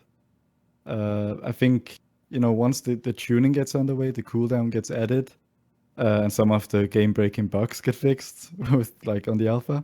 I think it could be something that more people will enjoy than the vulnerable marking targets, because it fixes the issues that people have with those things. I don't mean to. We're not going to keep bashing on BM here, but I guess a follow-up to that from a marksman side of things. Same question for survival then. Phi. You've been doing it longer, right? Because Burritoj's the fresh meat. He rolled to it. Okay, he's got no tenure here. But Phi, for survival, are they on the path currently to seem like to? Because I don't know. It came up early on. Is it a D&D character that people wanted Survival Hunter to be based off of? That was like your pet is right there with you, and your abilities affect your pet, and your pet's abilities affect you, and it's like this circle of bonding because you're right there with it in melee range, right? But that just never happened because it was like traps and bombs and caltrops and bleeds. Your pet just stands there. So what's the goal that they're working on for battle right now? I'm not sure about battle, but we'll go in kind of your own utility, because if you look at the talents for Battle for Azeroth, well, all kind of depends on your actions. Like, there's a new talent which, when you disengage, you get haste, I think, and when you harpoon in, you get crit. Like, it's more of a your abilities affect you kind of design point. I hope we'll just eventually kind of. I really dislike pets in Warcraft. Like well, really not well implemented, especially for survival. Like for BM, it's alright, but survival pets tend to stuck on absolutely everything and bug out, not attack, take a while to get to your target, or just AFK, go get some drinks, like while you're killing quiz boss. No big deal. Okay. Burrito, you got anything to add to that? It seems like they want it to be more effective at range, not necessarily only in melee, to some extent, not full damage potential at range, but there are a lot more ranged abilities in the BFA survival. There's some talents that reward you for disengaging away from your target for a global or two. It gives you like a haste buff, or disengaging back to your target, also giving you like a stat buff or focus generation. So it seems like they want it to go in and out of melee range more often while doing your rotation, which is one suggestion I posted on the forums a long time ago. Hopefully they implement it well, though. It could end up being really clunky if they do it wrong.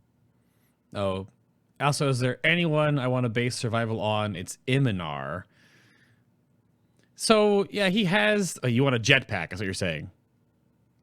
No, like Imonal is just the perfect like survival hunter. He has traps. He has also melee weapon. He has a jetpack, and jetpacks are awesome. Like, he's a bounty hunter. Sure. So he goes out and like, he's like the perfect candidate to base survival on. Like, come on, please, thank you. Yeah. The bouncingness and like the like a mid-ranged, I would argue, is also sort of a way that they're refocusing Havoc with the new momentum being a 100 talent. So it's actually like a core rotational change of the new style. And it's like a little more of a leeway on the window of time where you momentum around with Fell Rusher, Vengeful Retreat. You do that kind of like bursty moving damage, which was fun at a time. But yeah, it does look like survival is getting a bit of that, which just feels like your pet's just going to sit there and auto attack, I guess. But why is the pet even there? Whatever. But yeah. Well, like they've given survival kill command now, just like BM. Oh. So even at range, you can tell your pet, okay, I need to kill command the target. Okay. And then isn't your major cooldown now like you throw eagles? Basically? It turns your previously melee spender ability, say like it would be like your Storm Strike equivalent, into a ranged ability, just like Ascendance does, right? Yep. Yep. Yeah, you're stealing my... I thought I'm trying to get jabs in because you're taking... Even though you can take current Ascendance, I hate the damn wind discs. Give me back my Rad Blast, please. I'm going to report that every single time I can in the alpha. Rad Blast. Where is it? But that's when, for all the shamans that don't know, it's when you used to do the Storm Strike at range, and it was just the freaking like 17 bolts of chain lightning from your hands that hit one target, instead of the little discuses that you throw now. Whatever.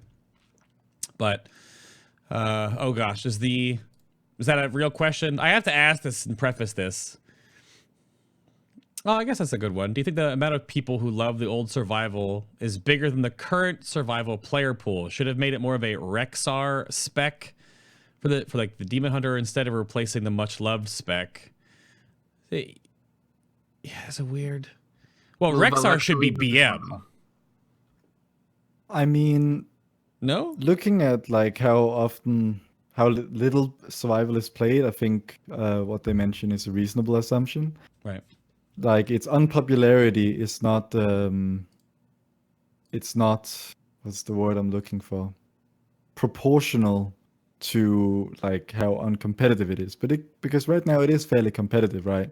But it's by far the least played spec in Enteros and stuff. And yeah, I think more people prefer the old survival than what it became. But I think Blizzard are gonna stick to the guns on it. I think they're listening, to the feedback of the people who want the old survival back. But I don't think they're gonna go all the way back. Right. I just don't think that's what they're about. Well, at the same time, how many people actually played survival in the last tier of WoD compared to Marks? Well, nothing. But that was the Blizzard strategy of making the spec. Like, survival in WoD was the worst spec in the game by a mile. It was completely unplayable. There was no way to be competitive with it at all. It was like half the damage of more competitive specs, essentially. Sure. And that was probably deliberate because they didn't want people getting too attached before they stripped it all away. But in like BRF, when survival was good, it was pretty popular, and same with Highmall, where it was also good. Okay. There is a It little was bit. used in PvP at the end of WoD still. Yeah, but this is a PvE show. What's PvP? Is that like a new game mode or something? What's that? Is that something new? I don't know what that is. But let's wait and see. I just brought up on the side here because we're basically at wrap time. I brought up the Warcraft logs, and Azor said it's the least played spec. He doesn't mean of hunters. He means the least played spec. Period. It is the least played. It's just right there with demonology at the very, very, very bottom. Based on parses, it is the lowest. Which is, someone has to be at the bottom. That's just how statistics work, right? But at the same time, there is a fundamental flaw. So hopefully we'll see. We will see if it... they tanked survival and warlords. Bad argument. Yep, well... Rexar is BM in Warcraft 3. They changed his spec in Legion, which makes 0 sense. Because he's medium ranged in Heroes of the Storm, too. Like, he's obviously ranged or melee. He throws axes and then uses the same axes to hit you in melee combat if you're in melee with him, too. But 4 of his 5 abilities are all... they're all pet-based, right? He's there to throw axes and feign death. That's all Rexar does. So that's not really a survival hunter, more of a beast mastery hunter, because everything's about Misha and his pets and stuff. So, goodness. Played survival until mid and Taurus progression when it became apparent that you needed DK in the roster to kill Agrimar. 2 or 3 DKs, sorry. 2 or 3 DKs in the roster. 2 preferably being blood. And then 1 being unholy or frost is fine. So... someone has to be at the bottom, but not in the 10th basement, says Kib. Yeah, that's better. Rough. That's. So we'll see if it shapes up to be an interesting one. I think I don't know if it's sustainable as being only ranged or only melee, though. It looks like you get to play both, which may or may not be a good thing. So we'll have to wait and see. Anything you want to soapbox about at the tail end of the show? I'll throw it to the new guy first, putting you on the spot. Any shout-outs or anything you want to wrap up with hunters in general, or things you're looking forward to? This is your time. Go for it, Burrito. No shout-outs in particular. Wow. I just hope that survival is viable with the new and more played, I'd say, in BFA. Short and to the point. I like it. Phi, how about you, sir? About the same. Like, honestly, probably going to play it anyway, even if it's kind of a meme spec as it is right now to many people. Like, it's a meme spec, but it still can perform if you dedicate yourself to it. So just have fun. Sounds good to me. Look at these, no shout outs. Gosh, they're putting all the burden on you, Azor. What do you got for us? Well, I'm gonna offer a wide spread shout out to just the Hunter Discord and the Hunter community in general. And with all we're living in the information age of World of Warcraft, with how the class discords have gotten bigger. Raid bots is now a thing, and I think it's opened the door for a lot of anyone can sort of step in to the world of theory crafting, figuring things out. Fruitful discussions, and I look forward to seeing how that works out going into Battle for Azeroth, because it's very different than going into Legion with tens of thousands of people in these discords. and everyone, like all the information is so accessible, and how to get the information, raid bots, sims, is more accessible than ever. So that can only be a good thing. And well, I suppose I would be rude if I didn't shout out my guild, Solaris and Ragnar CU, and you know, some buddies in CKC. So that was about it. Awesome. That's good. But nothing, I think we've intermixed the alpha stuff for Battle for Azeroth a little bit here and there, and we'll see how that comes out. If you guys have any questions, of course, for anyone, then just check out the True Shot Lodge for everything, and then of course the Icy Veins guides for all the hunter stuff, because I mean Azortharion writes all of that, so it'll be all curated and moves forward with that. But I think that's a button press. Let's throw it over there. There it is. So thank you all for tuning in. Episode number 165, right down there. There may be a break in shows for a little bit or not. I'm not sure. Depends on how Battle for Azeroth rolls out there. We might do another a tank catch-up and a healer catch-up. We'll see. I'm not sure just yet. But around the table, fun mod time. We had Burrito for the fresh meat of the show, answering stuff for Survival Hunter and in the same bucket that Phi is in. You can go watch him hit things in Mongoose Bite before it goes away at Burrito SURV or Serve on Twitch. Thank you for being the guinea pig on the show today, sir. I appreciate your time. Yeah, thanks. And then there's Phi, who hopefully you could understand a little better this show. I mean, what? But you can go. Man. I mean, it's come on, it's fine. It's awesome. You have to bring in the tough accents to get people to listen to your show more. I'd say it's a marketing scheme. But he's on Twitter and in the Discord. But thank you for your time again, sir. It's getting late for you. We still have more recording to do, so I appreciate your time again. Mm-hmm. And Azortharion, he's on the Twitch as well with the same name. And he's on Twitter with the same name with a Z at the end. Or your name in Discord is actually blank. Yeah. You're just... Yeah, so if you want to contact me on Discord, which is always welcome, you have to join the Hunter Discord or some Discord that I'm in and just find me at the top of the list generally, because there's actually no way to add me otherwise. Yep. I think you did that on purpose, I would assume. You know, it's a novelty thing, having no visible nickname. It's fair. You're just the lion icon you've had for years. Yeah, exactly. You know, that's recognizable for many people. So. But thank you for your time again, sir. I appreciate it. As always, 5th time. Ridiculous. Yeah, thank you very much. Always a pleasure to be on. And yeah, thank you. So again, next week we'll see about if we're doing tanks and healers and different shows or whatnot, or if I'm going to go right over to Battle for Azeroth testing. The spec testing and everything like that will be a little different because there's no artifacts, there's no legendaries, there's none of that stuff. So there's no class halls, there's no artifact quests, any of that, that's all gone. So we're waiting to the build sort of mature a little bit before I jump in. So maybe like one more week and we'll see how it goes toward the end of this week. We'll see how it works out. But stay tuned for all that if you want to see those. And of course, once maybe the beta is out, we'll start doing some coverage and mixed bags on the show here. Maybe some like larger guest pools, like 5 or 6 guests, and we'll just rant about it for like 90 minutes or so. We'll see how that goes. But thank you very much for everyone tuning in. If you've missed the show, check out YouTube for the archive. It'll be up tomorrow. VOD's available for subscribers right now, or iTunes, Stitcher, and Google Play Music later on this week if you want the audio-only version. Or if you want to support the show in a more physical way, we do have new apparel designs on the way. We have like 3 or 4 being worked on right now. There's sort of the Farewell to Legion all-over print of Sargeras's huge sword that's all over the entire shirt. It's awesome.